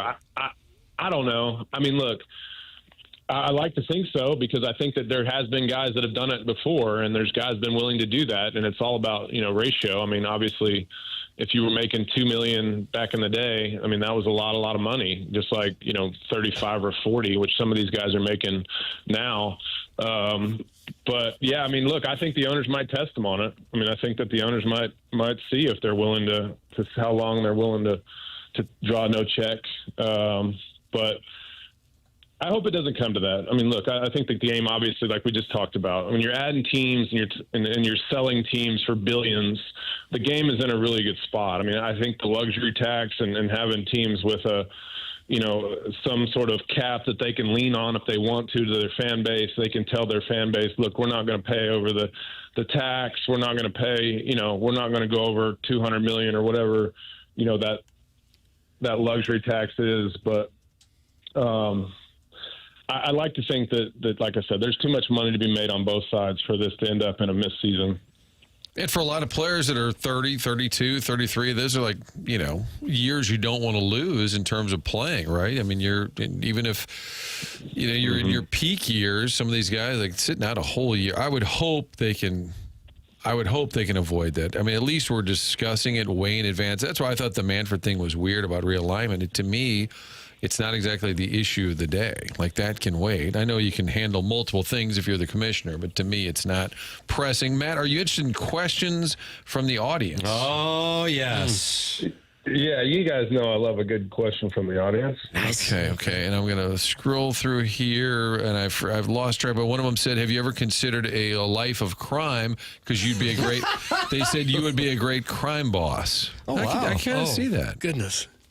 I have not. So far, I don't know that there's any crime that interests me. That's fair. I'm I kind of like what I'm doing. I like to be a dad and a husband, and watch my boys play. I don't have much interest in crime. Or jail time. But I appreciate you chewing on the question. I think you gave it some thought. I asked Matt, what's the solution to make teams more competitive?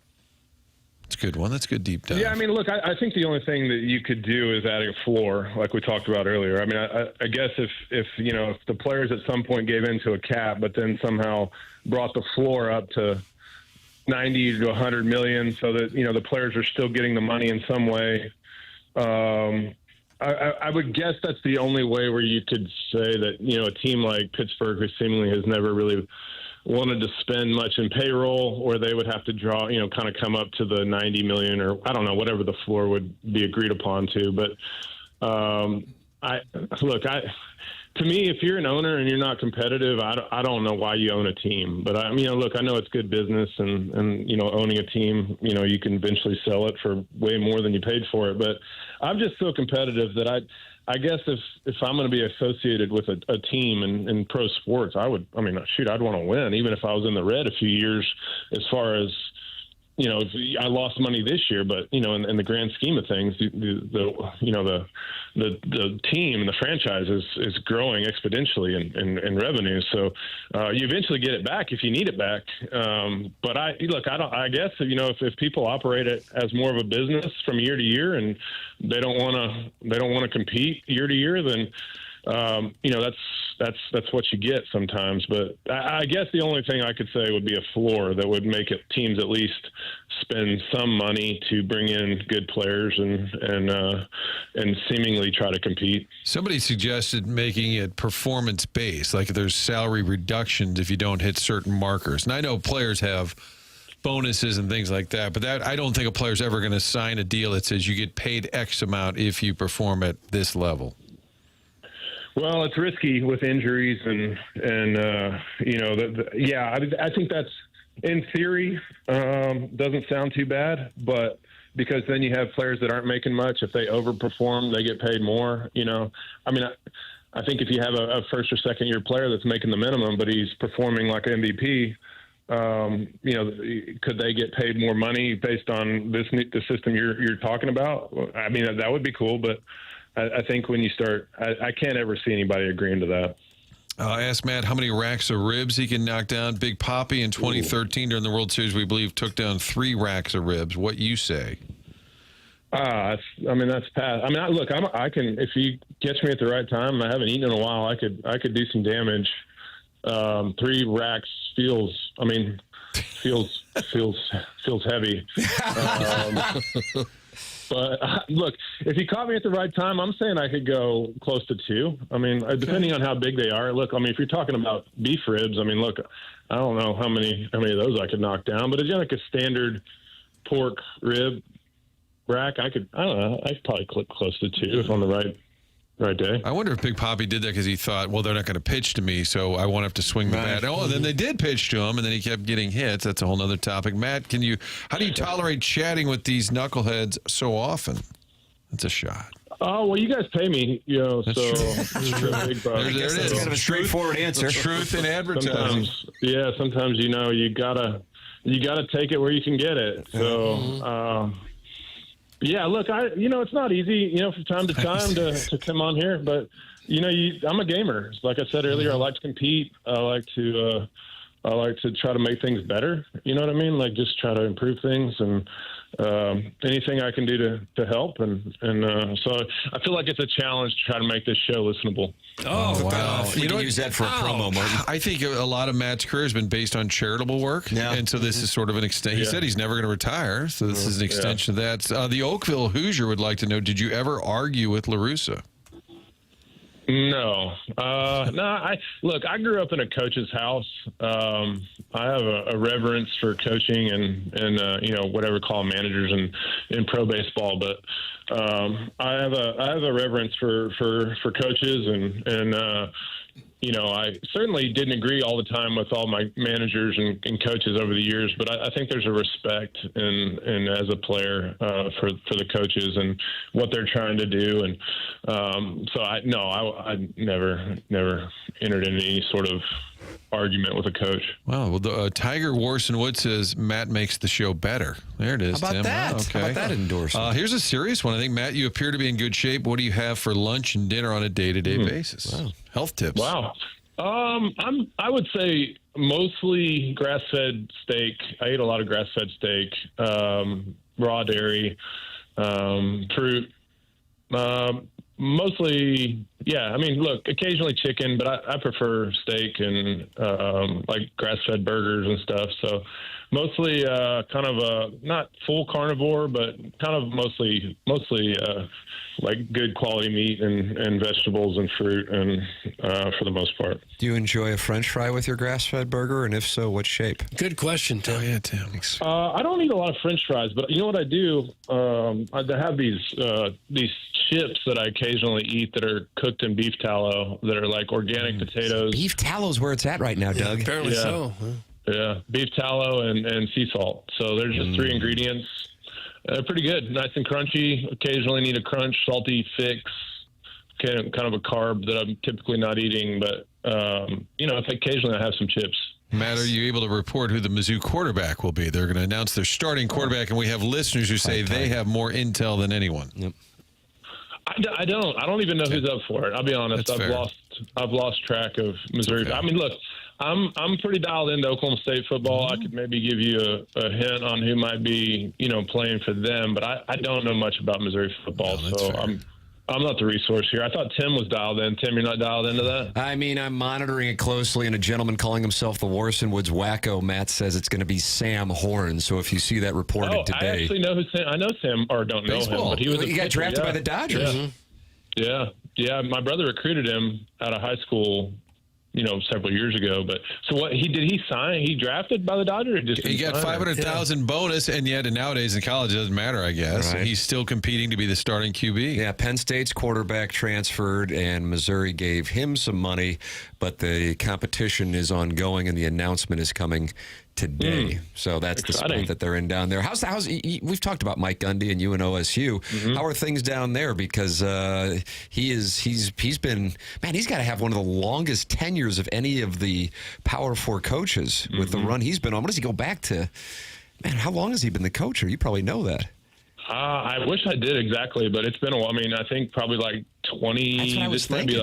Like 20, season 20, maybe somewhere in there. Since 2005, you're right. Yep. Yeah. They have a whole new team, a whole new staff. They had a bad year last year. I think they didn't win a game in conference, which is kind of, they had won, they had so many winning seasons in a row going, and had a bad season last year and caught some heat. But they have almost a whole new staff, and you know how it is nowadays. I mean, they have a whole new team. They have 4 or 5 guys maybe back that played a little bit last year, but like a lot of teams, I don't think you even know what you have until you get out there and play. I mean, it's such a different landscape. Look, the top teams obviously are going to have talent and maybe have more returners than the rest of them, but like in the Big 12, I don't even know who's going to be good. I don't know that anybody does, and so it's so much turnover. I guess you just find out how good the transfers you got are, and if you have a quarterback that can do some things, you have a better chance than the teams that don't. So it's going to be fascinating. I think they could win anywhere from 5 to 9 games, not knowing how this is going to turn out. Does an Oklahoma State football loss affect you emotionally? For 5 minutes. It's so great that it does, though, for 300 seconds. Nice. Yeah. I had to step away from my family for an afternoon when Missouri lost to LSU a couple years ago, and I thought, that's really pathetic. You went in the backyard and just walked I went around? up in the bedroom and watched Gabe's post-game show and paid him $9.99 to take his shirt off. They were probably fine with you leaving. Yeah, they were probably delighted. It was a win for everybody. Yep. Yeah, when they lose, I break it down. With Ethan. Ethan is my big OSU football fan, so we usually break it down, what happened and why they lost, and we mourn the loss that way by breaking, who should have done what and why it didn't work out. But look, I feel it for a few minutes and then I move on and forget about it. But I think it's fun to have a college football team that you care enough about that you might think about it for a few minutes. Do the Cowpokes, do they hate the Sooners more now because they left? No, I don't think so. It's probably less in your face now just because you don't play them. I mean, the other sports besides football, you still play them. I think, OSU baseball plays them once or twice a year, non-conference, and then I think basketball's mixing them back into the fold, non-conference. But I think the hatred of the football rivalry is less, it's less out there because you just don't play them anymore. So I would say it's less now than maybe even before. All right, looks like we're not going to have time for his favorite chicken tender, his favorite ice cream, and then there's stuff about guys in the locker room that we can't repeat on the air. So I think we're good. He's not considering crime, though. Yeah, we have crossed that off the list. Matt Holliday with us here on TMA every week, making the show better. That's what this is called. Matt, we always appreciate the time, man. Well, I did my best, so I'll maybe try better next week. Look at that. That's all you can do. Yeah, that's all you can do. Thank you, Matt. Nice. All right, guys. All right, thank you. With us on the Callier and Thompson phone lines. The program is called TMA. It's presented by Brown & Crouppen on 101 ESPN.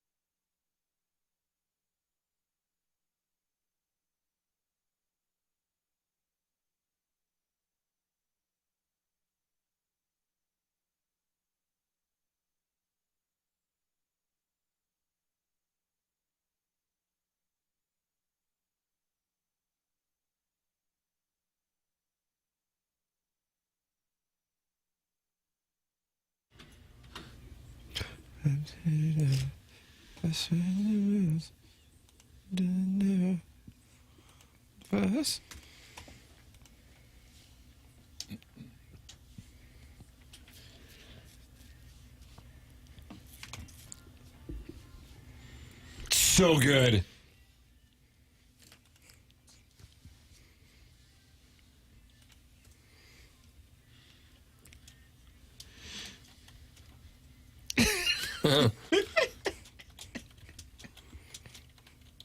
CMA 101 ESPN 9 o'clock hours brought to you by Mark Hanna of Evergreen Wealth Strategies. Tim McKernan, Doug Vaughn, Martin Kilcoyne with you on the program. Little Jackie Papers playing wonderful tunes today. Papers, what was the name of that one?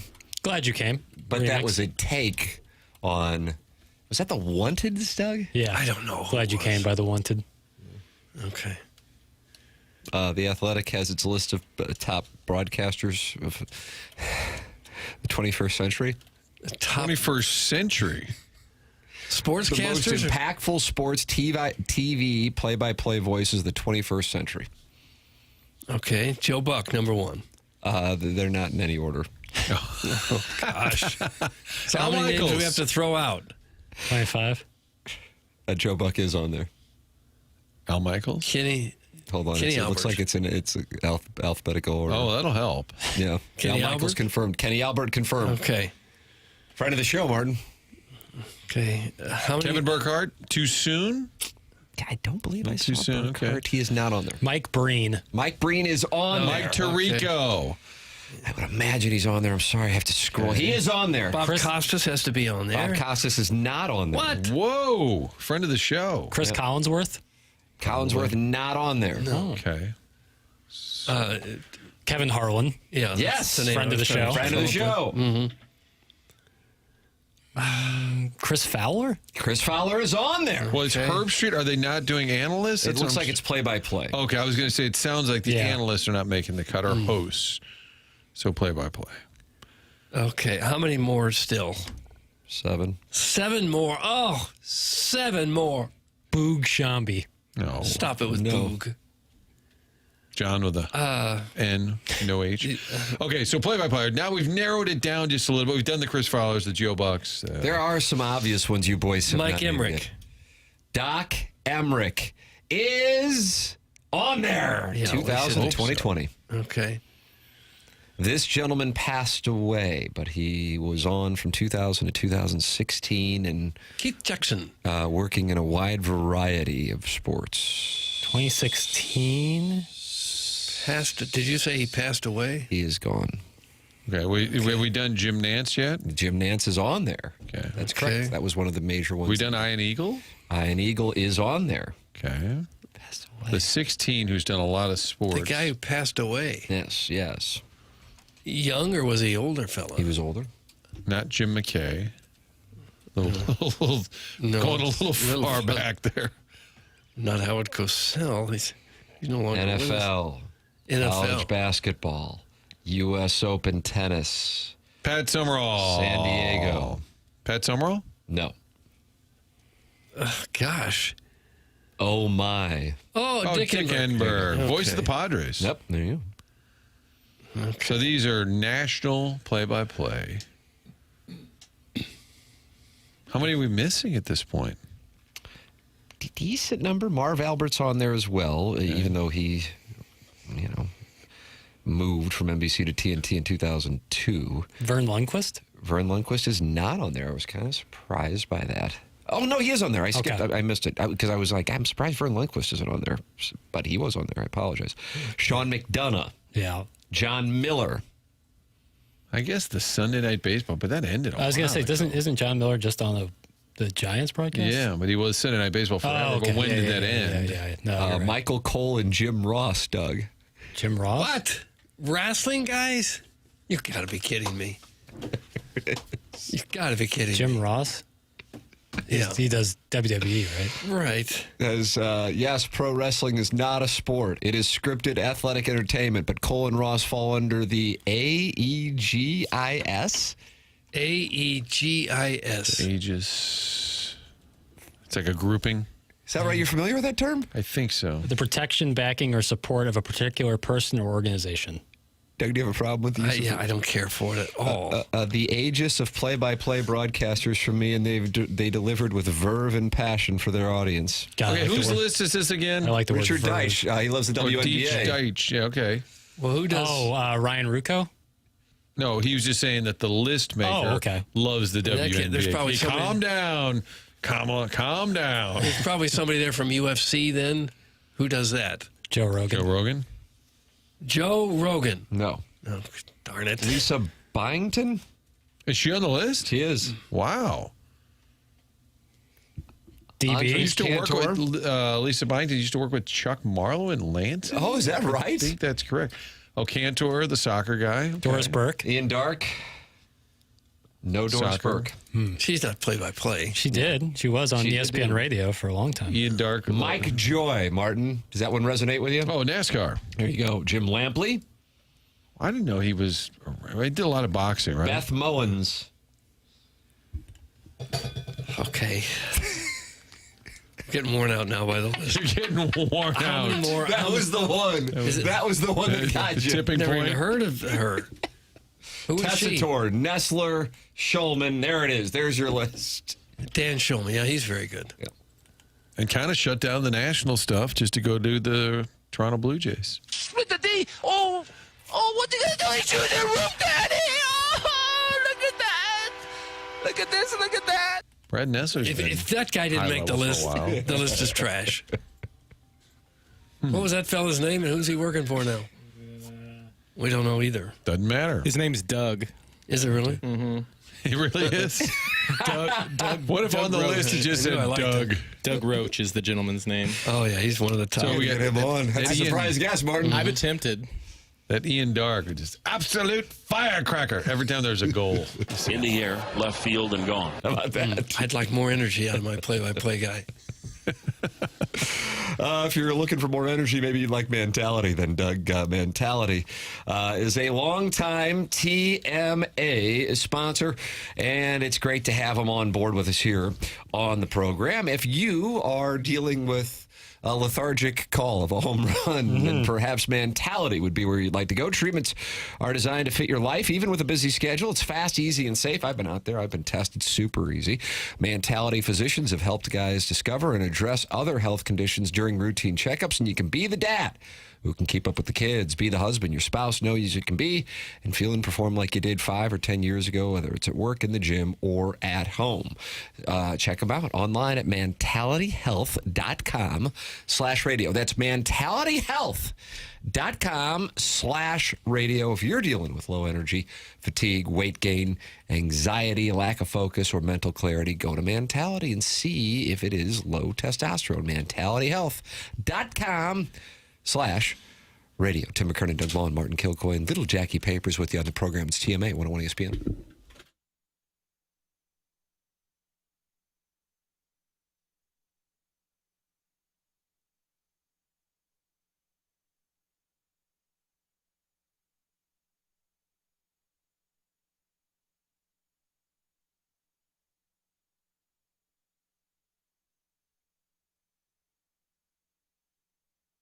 Tim McKernan here with you to talk about aesthetic design and build. They've been building high-quality custom decks and outdoor living spaces now for over 30 years. Dan and his team have a showroom in Chesterfield Valley, and they walk me through all the different types of custom work they're capable of doing to customize your outdoor living space. They can do full-on custom decks. If you're looking to add on a pergola, if you got sun issues and you want to look to shade your covered patio with a retractable screen, they do that as well. They really are a design company that can think outside the box and offer unique solutions and designs for your outdoor living projects. Ready to take your outdoor space to the next level? Dan and his team at Aesthetic Design and Build have you covered. Call them at 636-532-5008. That's 636-532-5008. Or you can visit them online at aestheticdesignandbuild.com and let them know that I sent you their way. It's Aesthetic Design and Build. Online at aestheticdesignandbuild.com.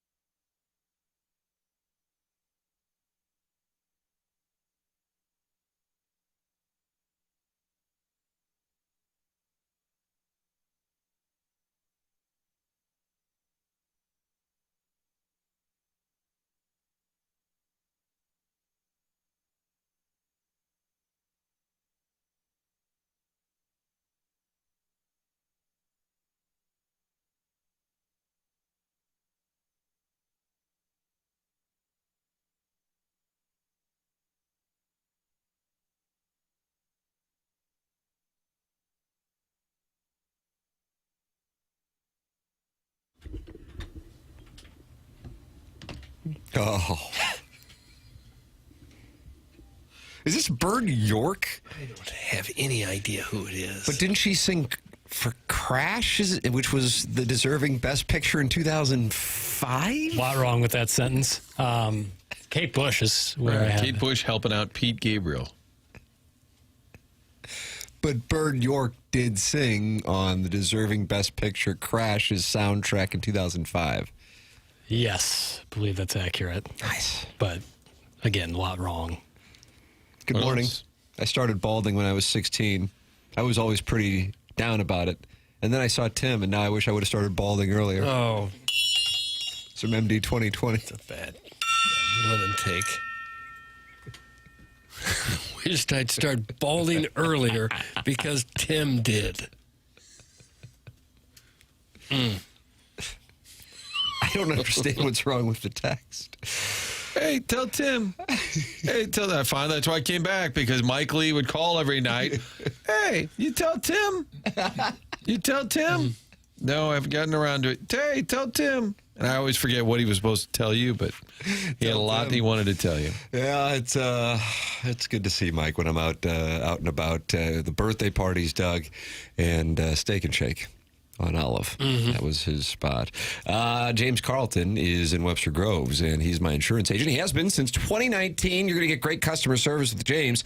Has your insurance gone up in the last year? Give James a chance to save you money. Do you have kids under 25 on your insurance policy? This is where James has saved TMA listeners the most money. 425 plus 5-star reviews for James Carlton and his team. You call there right now. You're going to talk to somebody in the office in Webster Groves. The number is 314-961-4800.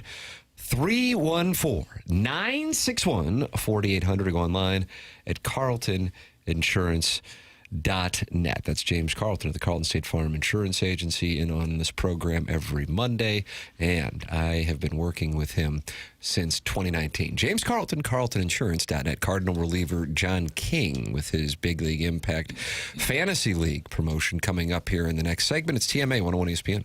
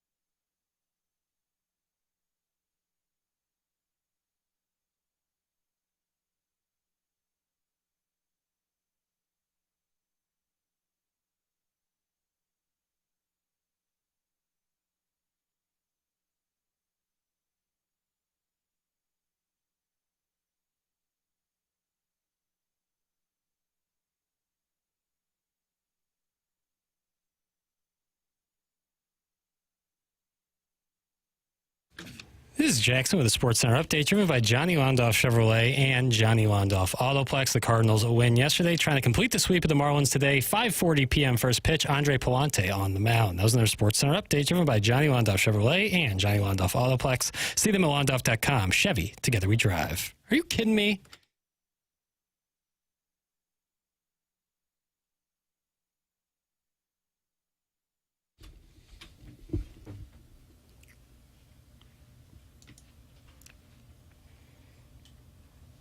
Oh, you like this one?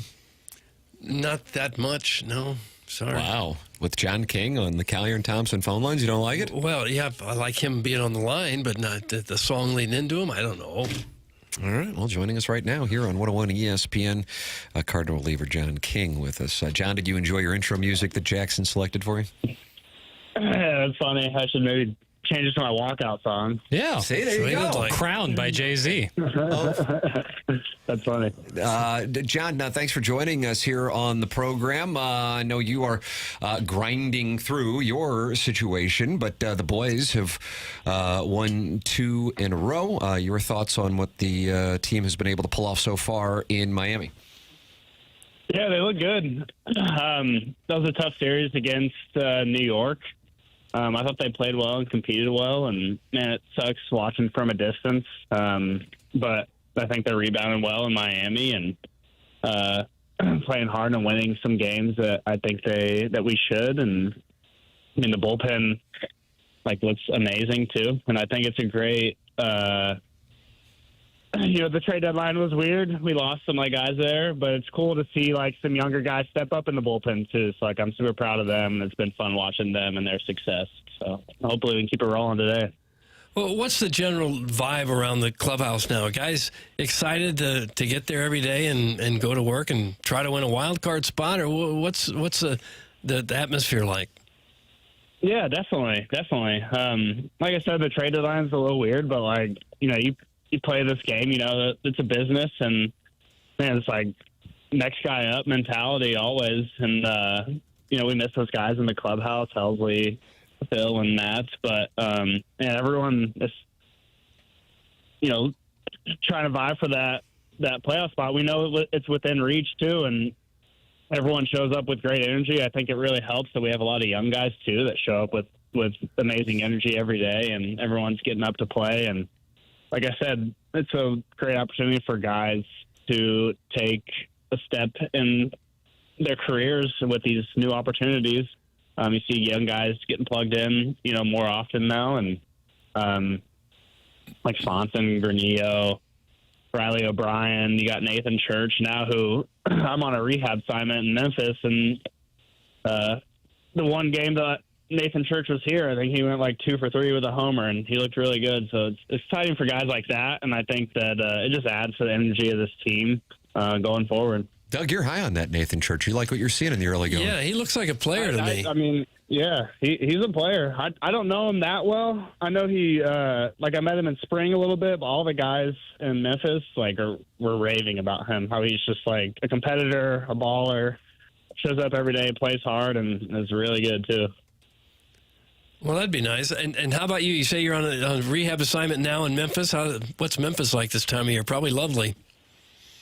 Dude, I think I'm from Houston, and I think yesterday was the hottest I've ever been on a baseball field. Nice. That is nice. It was crazy, dude. But it's been good. I strained my oblique 3 weeks ago. Got shut down for a little bit.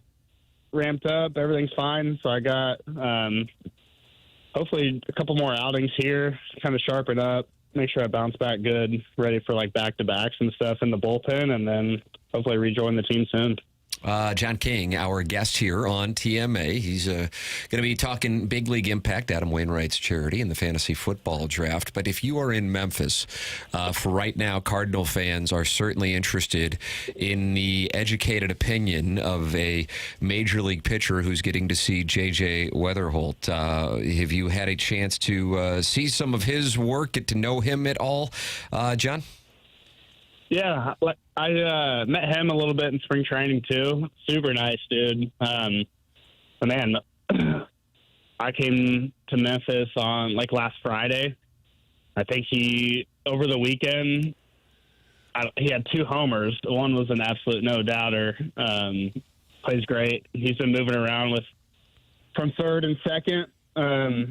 Made some really good plays in the field, and he just seems like he's legit. So that's super exciting for the club and super exciting for the fans as well.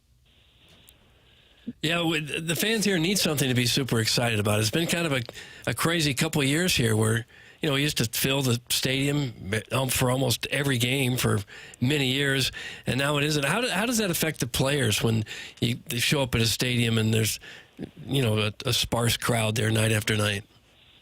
I think, one thing about being a professional is, you can't focus on anything you can't control or, So I think we just, have the mentality, it's a brotherhood in the clubhouse, and we go out and play for each other and the name on the front of our jerseys in the city of St. Louis. And, we play hard, and we have a really good team, too. And so, will we like more fans? Yeah, but, we can't control that. So, I don't think we're worried about it too much. We just go out and control what we can control and play hard and play to win games.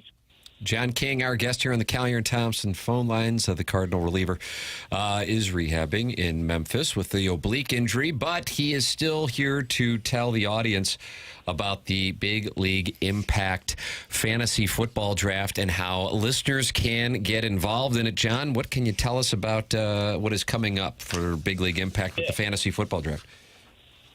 So Big League Impact was started by Adam Wainwright and a few other big league guys, and they do a lot of charity work around St. Louis and other cities. They're always preaching to serve, and they're super helpful in plugging in ways to be able to serve around different communities in St. Louis and on the road for us. And I know they work with other big league teams too. But yeah, Adam Wainwright's a huge fantasy football player, and so I think a few years ago he started a fantasy league, which I was a part of last year for the first time, and it was a lot of fun. And so you can sign up to play as a fantasy football with current and former Cardinals players, including Adam Wainwright and Lars Nootbaar. You can play to win prizes and bragging rights while supporting Big League Impact. And if you sign up too, you can enjoy an afternoon on the field at Busch Stadium Friday, September 5th at the kickoff event, which I'll be attending too.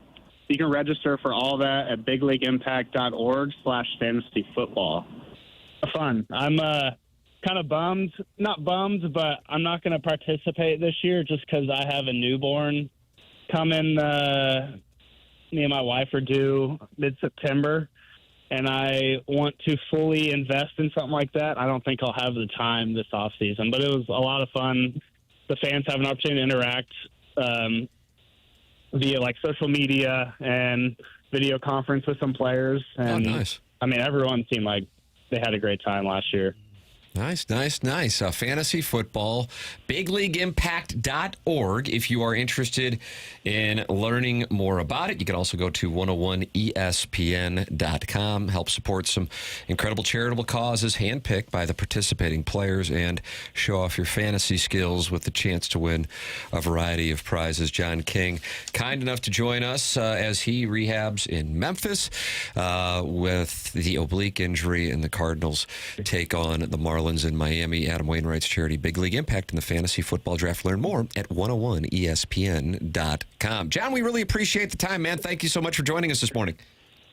Yeah, thank you guys for having me. I really appreciate it. Thank you. That's John King with us here on TMA, Callier and Thompson phone lines. Once again, you can learn more about Big League Impact's Fantasy Football Draft at 101ESPN.com or bigleagueimpact.org. Tim McKernan, Doug Vaughn with you on the program. It is TMA, 101 ESPN.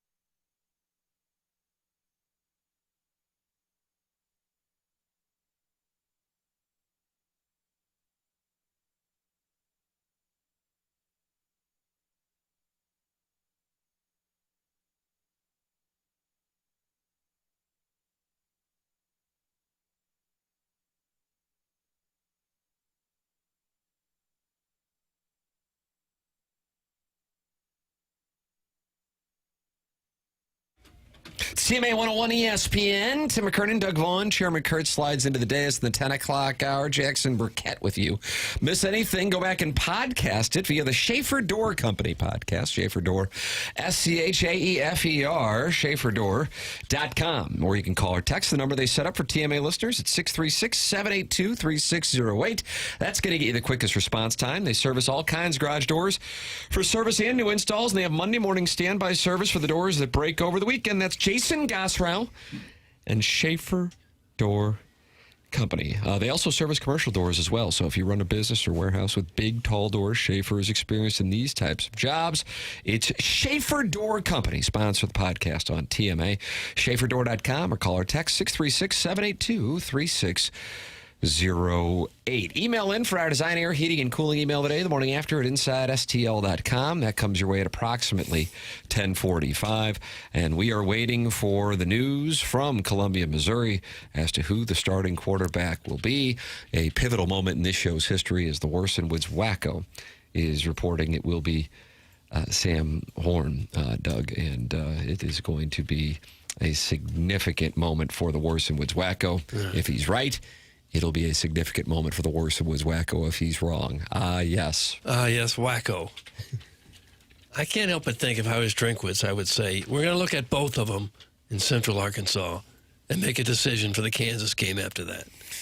Wouldn't that be unless one of them is considerably better in practice, and that has not been what the case is, at least to date, per the quotes, but we will find out what he has to say. That is probably coming up within the next 3 hours. That would be my guess. John Talty, a friend of this program, with this release regarding the College Football Playoff Selection Committee as it gets ready for the upcoming season. The College Football Playoff Selection Committee met recently in preparation for the upcoming season. Following the first year of the 12-team playoff, the meeting marked the culmination of 6 months of off-season work reviewing the committee's policies, procedures, and data analytics to ensure the group is equipped with the best resources available when ranking the country's top 25 college football teams. As a part of these off-season efforts, the CFP convened 2 groups, a data analytics panel and a membership panel to assess these. Sakes. You got to join as a member? It's like a country club? What's the downstroke? Where's your $50,000? But it's going to be another $2,000 a month minimum. How's the practice facilities? And then you get to cast a vote for who should be ranked where. Following months of work, these groups reviewed their proposed modifications with the CFP Management Committee and Selection Committee. Changes for the upcoming season include enhancement to the tools that the Selection Committee uses to assess schedule strength and how teams perform against their schedule. Enhancement of the tools. That's correct. What tools do you need? I'm going to tell you. Okay. The current schedule strength metric has been adjusted to apply greater weight to games against strong opponents. Boy, that took a lot of metrics there. Took a lot of work, a lot of deep woman's thought. station was just something that hit me like a bolt of lightning. Yeah. An additional metric, which is record strength, has been added to the Selection Committee's analysis. Okay. To go beyond a team's schedule strength to assess how a team performed against its schedule. This metric rewards teams defeating high-quality opponents while minimizing the penalty for losing to such a team. Conversely, these changes will provide minimal reward for defeating a lower-quality opponent while imposing a greater penalty for losing to such a team. What a novel concept. Haven't they been doing that all along? Well, Talty's got the exclusive. Okay. Procedural changes for this year include an update to the recusal policy to establish 2 separate distinctions. A full recusal consistent with the previous policy and a partial recusal, which allows Selection Committee members to remain in the room for the discussion of teams they are partially recused from. Oh, for heaven's sake. Stop it, Talty! I don't care about your recusals or your half recusals or whatever you're calling this. The R silent. We don't need it. You're overthinking it now. Now, how that will happen, we haven't yet worked out. I know you haven't got it worked out. But people have been looking at strength of schedule, who you beat, who you lost to, forever when they do the ranking. At least they're supposed to. But continue to prevent them from voting during these rounds. At the direction of the CFP's Management Committee, The membership panel also reviewed the movement of idle teams from the penultimate to final ranking. Okay, I've had enough of this. I don't need this in my life. Give me an AP top 25 and a coach's poll and let someone else vote for the coaches because they don't watch it, and then we're done with it. Come on already. This is nonsense. It is nonsense. The selection committee reaffirmed that movement in the final week should be evidence-based and did not recommend creating a formal policy prohibiting such movement. Thank you, the management. God, how much do these guys get paid for sitting on a committee like that? And then spitting out word salad like they're just now inventing a new way to rank college football teams. Was there a question in there? Yeah, or what the hell are we doing? Sorry. Yeah, that's my question. What the hell are you doing? You think guys are getting paid to be on these membership boards? Yeah, once you get to a point of, I think, probably 8-figure net worth, you need a little something to get you to the committee meeting. Oh, gosh. Okay. Okay, Oddshot. All right. I feel like you understand it a little better now? No, I don't understand any better. It sounds like we're going to keep doing the same things they've been doing forever when ranking college football teams. Sexy Tim enjoys pushing Doug over the edge. Well done, you well-hung Irish lad. That's from your mom's lesbian lover. Just have future college football commissioner Josh Pate pick the 12. That post hits a little different when you envision Talty tweeting it while eating a bacon, egg, and cheese Sammy off the tank lid. Thanks, that's Alan Dadeville. You could have one guy who's well plugged in, pick your list just as well as you could have a big committee do it. Yeah, but are they down with the SEC or down with the Big Ten, man? Well, you try to find someone who could be impartial. So that means they're down with the Big 12. I don't know who you have to be down with. Can't anybody just be honest and look at them, at the teams objectively and say, this is what it should be? We're sitting here again talking about the same thing. I'm with you. Mizzou is screwed with all this news. That's from the 314. I don't know. Just win your games and you'll be fine. How about that? What about the penultimate change? We don't need a penultimate change or any recusals or whatever the hell that word is that I can't say and I don't like it. Yeah. Doug, do you tan well? Thanks. That's some big paws. No, I don't. I burn. Yeah, same. It's tough. Sucks. Does anybody in their 40s or later get to put on like suntan lotion? Does that happen? Like suntan lotion? You mean like they want to get tan? Like like oil. Right. It's certainly some not in my world. You know. No, it's just sunblock. Yeah, I'm just spraying sunblock all over my boy chest. Military grade if you have it. Amen. Yeah, I've never used tanning lotion or oil. Have you ever put on that one that's like SPF 70 and you come out and it's all white and never soaks into your skin? Yeah, it's the good stuff. Yeah. Oh, I'm sure it is. That's the good stuff. You look like a goober. Big Chief. Are we going to have access to that studio of Doug moaning and screaming? I have a bubble bath waiting for me tonight that I'm drawing, and that would be an excellent ambiance at her. That's from Doug's grease missile. He's drawing a bath. I don't need a bath drawn for me. What it means is you're turning the water on. You don't have to say you're drawing it to make it sound like you're doing something a little more important than you are. You're simply turning on the water. Have you taken a bath lately? No. Showers only. Mm-hmm. Tim, only mid-20s sports show producers use tanning cream. That's from Steven Time. That's inaccurate. We were talking about tanning oil, like you'd spray on when you're getting ready to set out. I put on self-tanning lotion, like cream. With glitter, right? Yeah. It was essentially bronzer, and it had glitter in it, yeah. Have you gone back to that well? I sparkled like Broadway. No. Have you used it again? No, sir. It'd be nice if you were to put it on and you could sparkle while you're here on the show. Yeah, if I still had it. Yeah, that'd be great if you could do that. Indian Hill Swim Club member here, humble brag. I've seen people use olive oil before to lather up. That's from Southside Donnie. Olive oil is supposedly pretty good for you for lots of different things. Some people just drink it. And if Patino was in here, we're talking Italian special. Yeah. We're talking rigatoni, marinara. People are drinking? Well, like I've a tablespoon of it. Oh, okay. Yeah. Yeah, I can see that. Otherwise, you're just like, that's just fat. You're just eating like. But it's supposed to be really good fat. for you. I think, yeah, probably a shot of it. Yeah, I could see that. If it's like real, pure. I don't think they just drink the bottle bottoms up. That'd be tough to get that down. Well, I'd be surprised if you got out of that day without heart disease. Mm-hmm. Doug is making me feel, what do you call it? Wet in the slacks today. That's from Tanner's Skid Marks in the Michelob Ultra YouTube chat. 223 friends in there talking about it. Well, that wasn't the worst text. The worst, I think, was asking Matt Holliday if he's thought about going to a life of crime.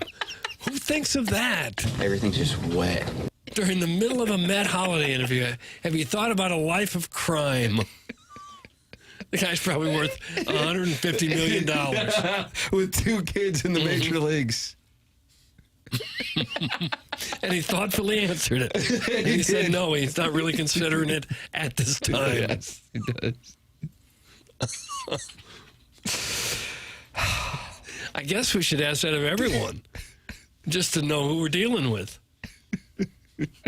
We don't need any big surprises to find out some of these guys are going to become crime bosses. Good morning. I'm inviting the whole show to my father's memorial disc golf tournament. Please see the flyer. I would have Doug or Tim be the MC for the event. Doug, there is a... No. That was the answer for us. Was that a real invitation? I don't know. I never know. I mean, was Matt Holliday really asked if he wanted to be in a crime family? He certainly was. Email in the morning after at InsideSTL.com. Design Air, sponsor of the email of the day. Doug, you know Mark Milton, don't you?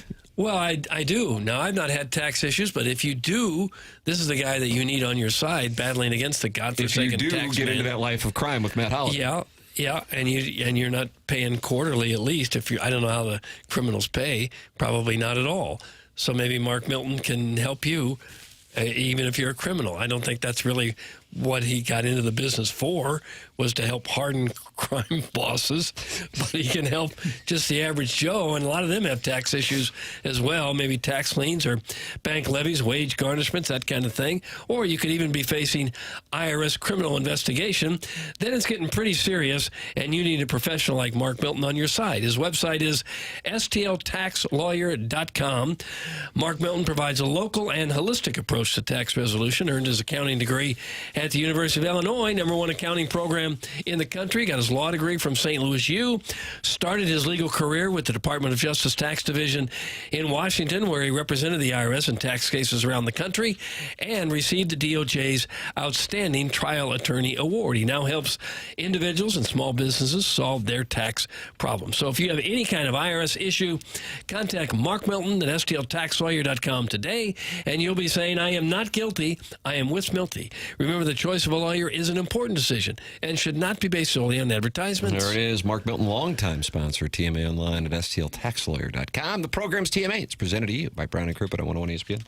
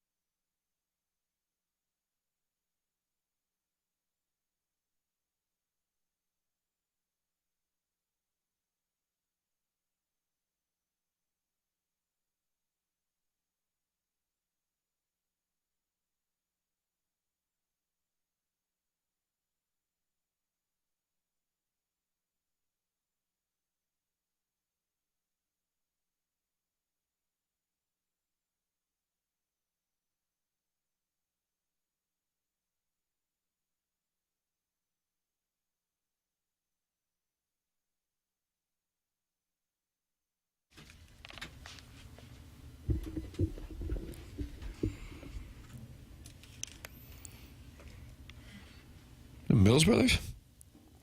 Sounds like it.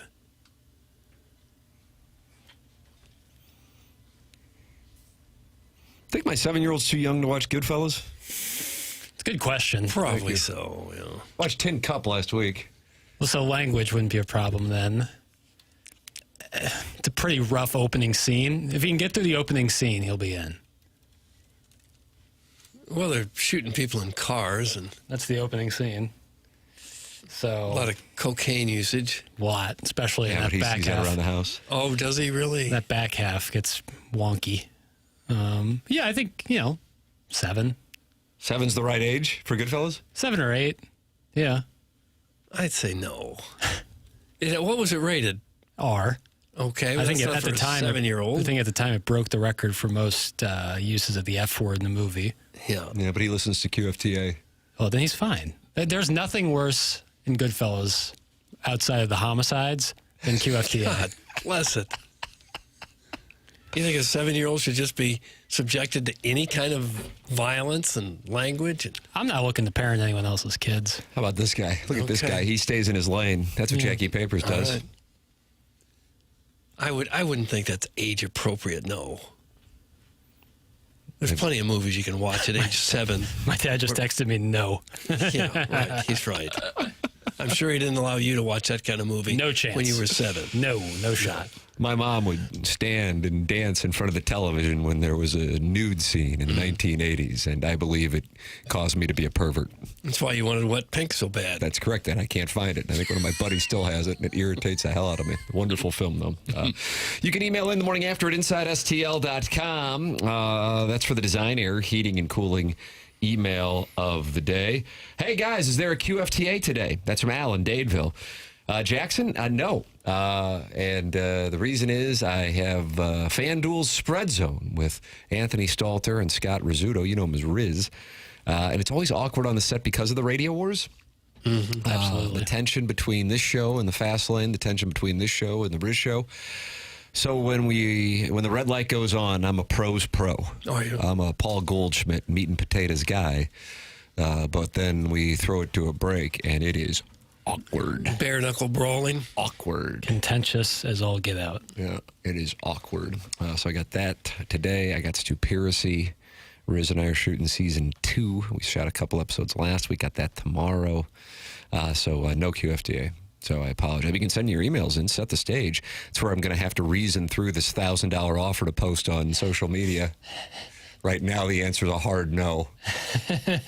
But I will say this, and this honestly isn't a negotiation, because I'd really be put to the test on this. But if the number got higher, I still don't know if I would do it. Yeah. How much higher? 3? Can I offer you 3? But I got to post pictures. Big time. That's the issue. Like if it's just like, boy, this Missouri team, I don't know. Yeah, the Twitter part would be easy. It's pictures. A lot of you have to break out the selfie. That'd be tough. Well, like duck lips, For sure. Plaza Frontenac. A lot of pictures of your meals. White Castle. Something in the bathroom. Taking a picture when you're getting ready. Workout pics. Mm-hmm. Outfit of the day. Rise and grind. Rise and grind. Yeah. Maybe if you got a pool, find a pool somewhere and say, here's my office for the day. Office for the day. Screenshot of your Apple Music to what song you're listening to. Nice. Yeah. So I guess you can kind of do this for me, and then you can get a cut of it. I would be very open to that. Wow. Would you really? If I can get a cut, yeah. Wet my beak. Be happy to wet your beak. Yeah. Maybe we could raise it to 2. 2 what? 2 racks. GOPs. 2 Rex GOPs. What does that mean? 2,000, 1,000 apiece. Okay. Hey, Tim, you ever thought about going Will Smith on Riz and slapping the credit crap out of him on camera? That's a Merp the Barbarian. I got to tell you, I love Riz. He's the best. Now, I want to make this clear. It doesn't change the fact that these radio wars are intense. We're not in a radio war with Mr. Rizzuto. It's the Riz show. Right. We're not in the radio war with Anthony Stalter. It's the Fast Lane. Mm-hmm. Yeah. And it is tense. Mm-hmm. But I got to tell you, I like that Rizzuto. He had his family in yesterday and giving him a tour of the facilities. I'm sitting in the TMA studio down the hall, HD2 Hall of Fame. Yep. and the door opens, and I just assume it's papers. When that door opens, it's usually papers. And it was Riz with his family. And his son really, or it wasn't his son, it was, I guess, his brother's son, I believe, in from New York, really want to get into the radio industry. And I said, would you like me and Doug to perform our Scared Straight session where we discourage you from... Crying out loud, don't do it. It'd be better to follow Matt Holliday's crime family. Yeah. Be more lucrative, at least in the short term. Find a good organized crime scheme. Important people have teams run their socials, Tim. That's from Jessie Spano's dealer. Doug, you remember her? It's true. I'm so excited. I'm so excited. I'm so scared. What song's playing during that? I feel like that's been... Well, I'm so excited by the Pointer Sisters. Yeah, that's it. Pointer Sisters. Right. And she won an Emmy for that scene, I think? I think, what was the movie she did that was critically acclaimed? Showgirls, yeah. I think she won for that. She came on the show and we asked her about it, and we were told by the PR person not to ask her about it. What the hell else are you going to ask about? The I'm so excited scene. Are the new episodes of Stupiracy out yet? No, we have shot 2 of them. We're shooting 2 more tomorrow, and I believe they're going to be released in a month or 2. I think we're doing 12 episodes again. I think. What sort of conspiracies are you talking about? Riz had a great one, but I don't want to spoil it. Oh, yeah. Okay. Oh. Man, if you want to send in your conspiracy you want us to delve into, T. McKernan at InsideSTL.com. Same thing with QFTA, TMCKERNAN at InsideSTL.com. Design, Air, Heating, and Cooling. Email of the day is coming your way. In the final segment, then BK and Ferrario at the top of the hour, the fast lane from 2 to 6. Dr. Brandon Pryor is at 100 West Dental. He's on Manchester. He's in Baldwin. I think the world of the guy in the offices. I've been there, and they're incredible. It doesn't look like a dentist's office. They have the most modern technology with the patient experience at the front of the mind. And you're sitting there going, I really don't want to go to the dentist. I understand that. Many people say that, but here is the thing. If you don't go to the dentist and get checked up 2 times a year, you risk dental health impacting your overall health, and that just doesn't make sense for something that really is easy. No dental insurance, no problem. The membership plan aids in the cost of dental work for those who don't have dental insurance, and they have a huge offer going on that if you mention my name, you get $1,000 off Invisalign at 100 West Dental. And if you're on the fence about Invisalign, 100 West Dental has a digital scanner that can show you a simulation of what it'll look like before you even go through with it. It's 100westdental.com or call 636-585-0100. That's 100westdental.com. Use my name to get $1,000 off Invisalign at 100 West Dental on Manchester in Baldwin, and work with that Dr. Brandon Pryor, who truly is a delight. Design, Air, Heating, and Cooling. Email today coming up. It's TMA 101 ESPN.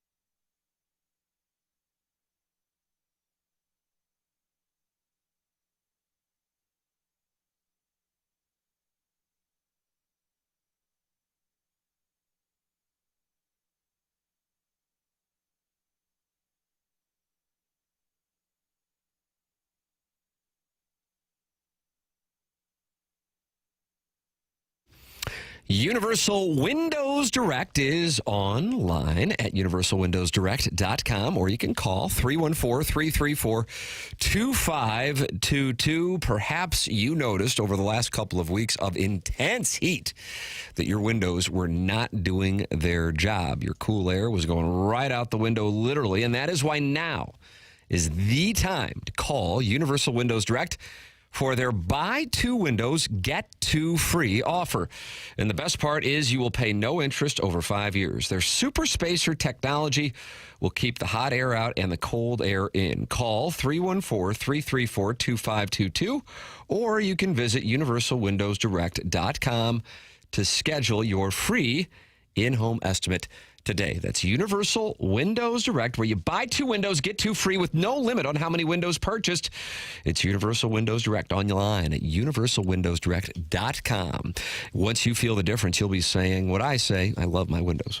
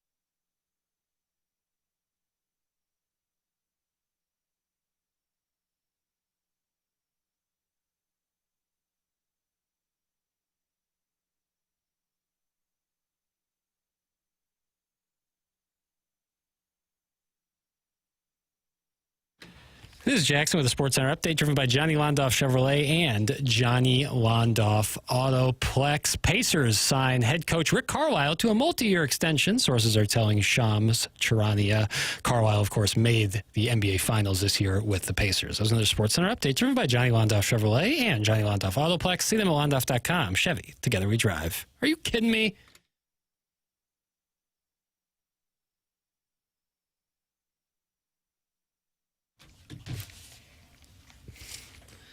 Well, I guess I got one question for you, Doug. What? Do you want it? Yes. You talking email now? Yeah.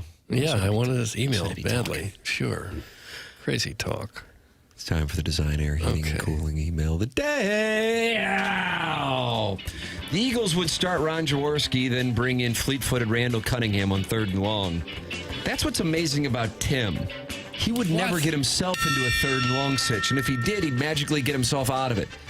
But this email's about heartache. Well, I was standing in line at the city bus stop, soaked to the skin from every raindrop.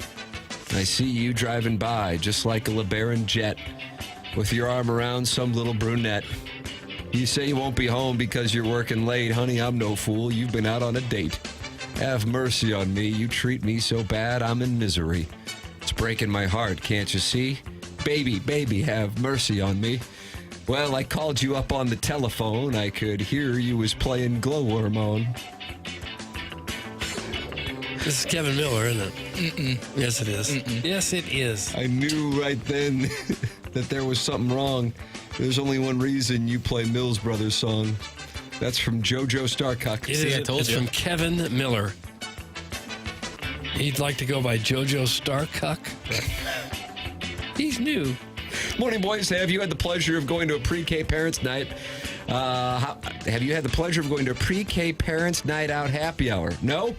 Well, I have, and let me share the dirty details. Doug, have you been to a pre-K parents' night out happy hour? No, never have.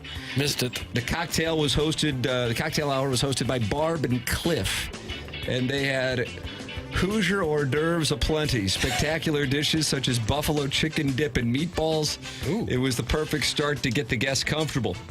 I was hoping to see the moms of the raccoon room get drunk and flirt a little bit.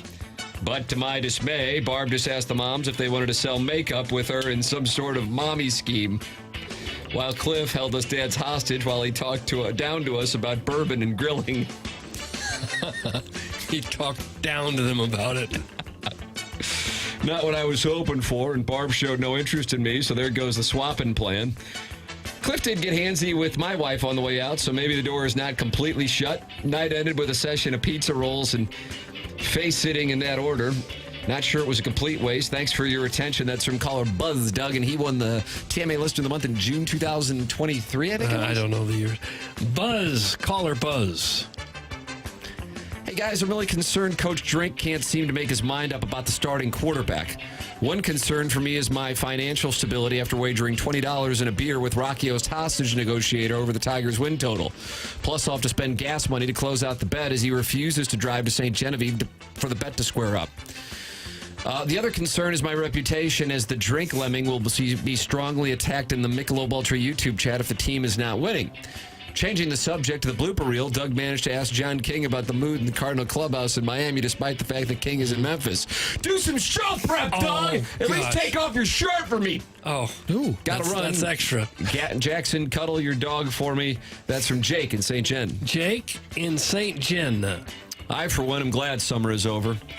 So many things I am too embarrassed to do.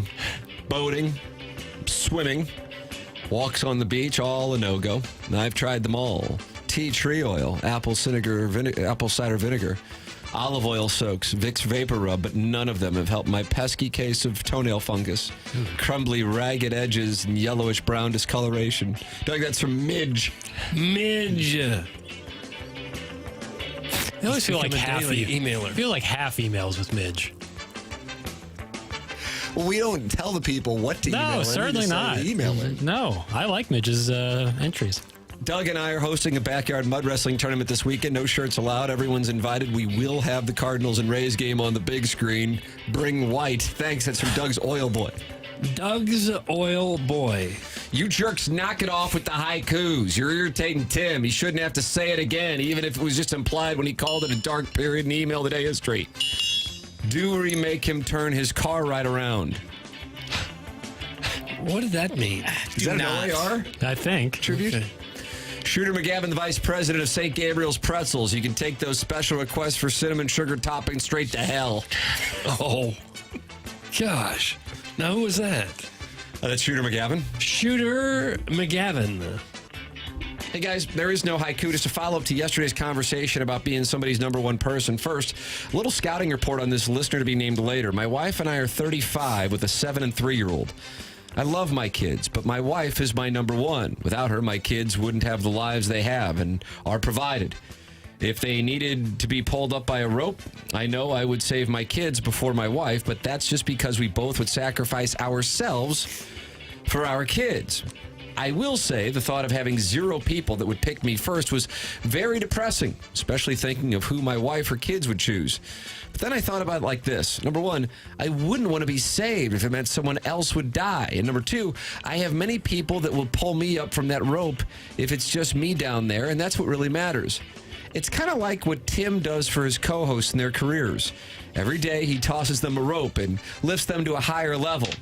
Maybe that's just what Hall of Famers do.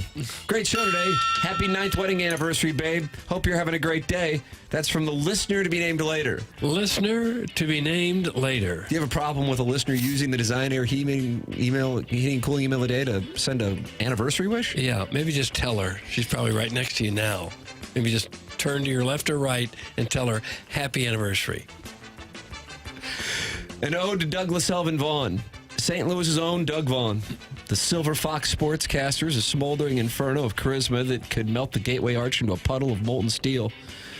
With his chiseled jawline sharper than a Jordan Hicks overthrown fastball and a voice smoother than Provel cheese oozing over a hot Emo's pizza, this KMOV legend struts through the airwaves like a 1970s heartthrob reborn, leaving fans swooning in his wake. Those twinkling eyes, framed by just the amount of rugged stubble, carry the intensity of a Stanley Cup playoff stare-down, while his Doug Unplugged rants are a masterclass in fiery faux outrage charm that makes hearts race faster than a toasted ravioli binge. Whether he's riffing on the blues or dodging vertigo with the swagger of a rock star, this guy's good. Doug's raw, unfiltered hotness is a St. Louis treasure. Sorry, I-64 traffic. While you may enrage me, you'll never get me going the way Doug EV does. Sincerely, the never-ending wife, DBA president of the Doug Vaughn Fan Club, O'Fallon, Illinois chapter. There's an O'Fallon, Missouri chapter and an O'Fallon, Illinois chapter. I would think so. Never-ending wipe. And that's what we have for the Design Air Heating and Cooling email of the day. Well, I was going to vote for Kevin Miller because I just like to see him win once. But I'm not going to because of the marvelous email penned by Never-ending Wipe. That's who I'm voting for. Give me Midge. What? I really like Doug's Oil Boy. Oh. Whew, boy, that puts me to the test. Man, I got to pick one of them, don't I? I mean, I got to. Otherwise... Your vote is 2, so you got really your pick. Oh, so I can just decide on the winner? Basically. Okay, JoJo Starcuck has won the Design Air Heating and Cooling email of the day. I forgot I had the power of the gavel. Yeah, big. That's Kevin Miller. Yeah. No. It's JoJo Starcuck. It's Miller. I got this FanDuel spread zone I'm going to go do. But you can email in for QFTA, T. McKernan at InsideSTL.com, TMCKERNAN at InsideSTL.com. And how can you email from Movie Boy Jackson? Movieboyjack at gmail.com. There you go. Time for us to shut it down. For Jackson Burkett, for Chair McCurt, for Martin Kilcoyne, for my brother Kevin, for Douglas Elvin Vaughn. I'm Tim McKernan. This has been TMA, presented to you by Brown and Crouppen on 101 ESPN and the TMA STL YouTube channel.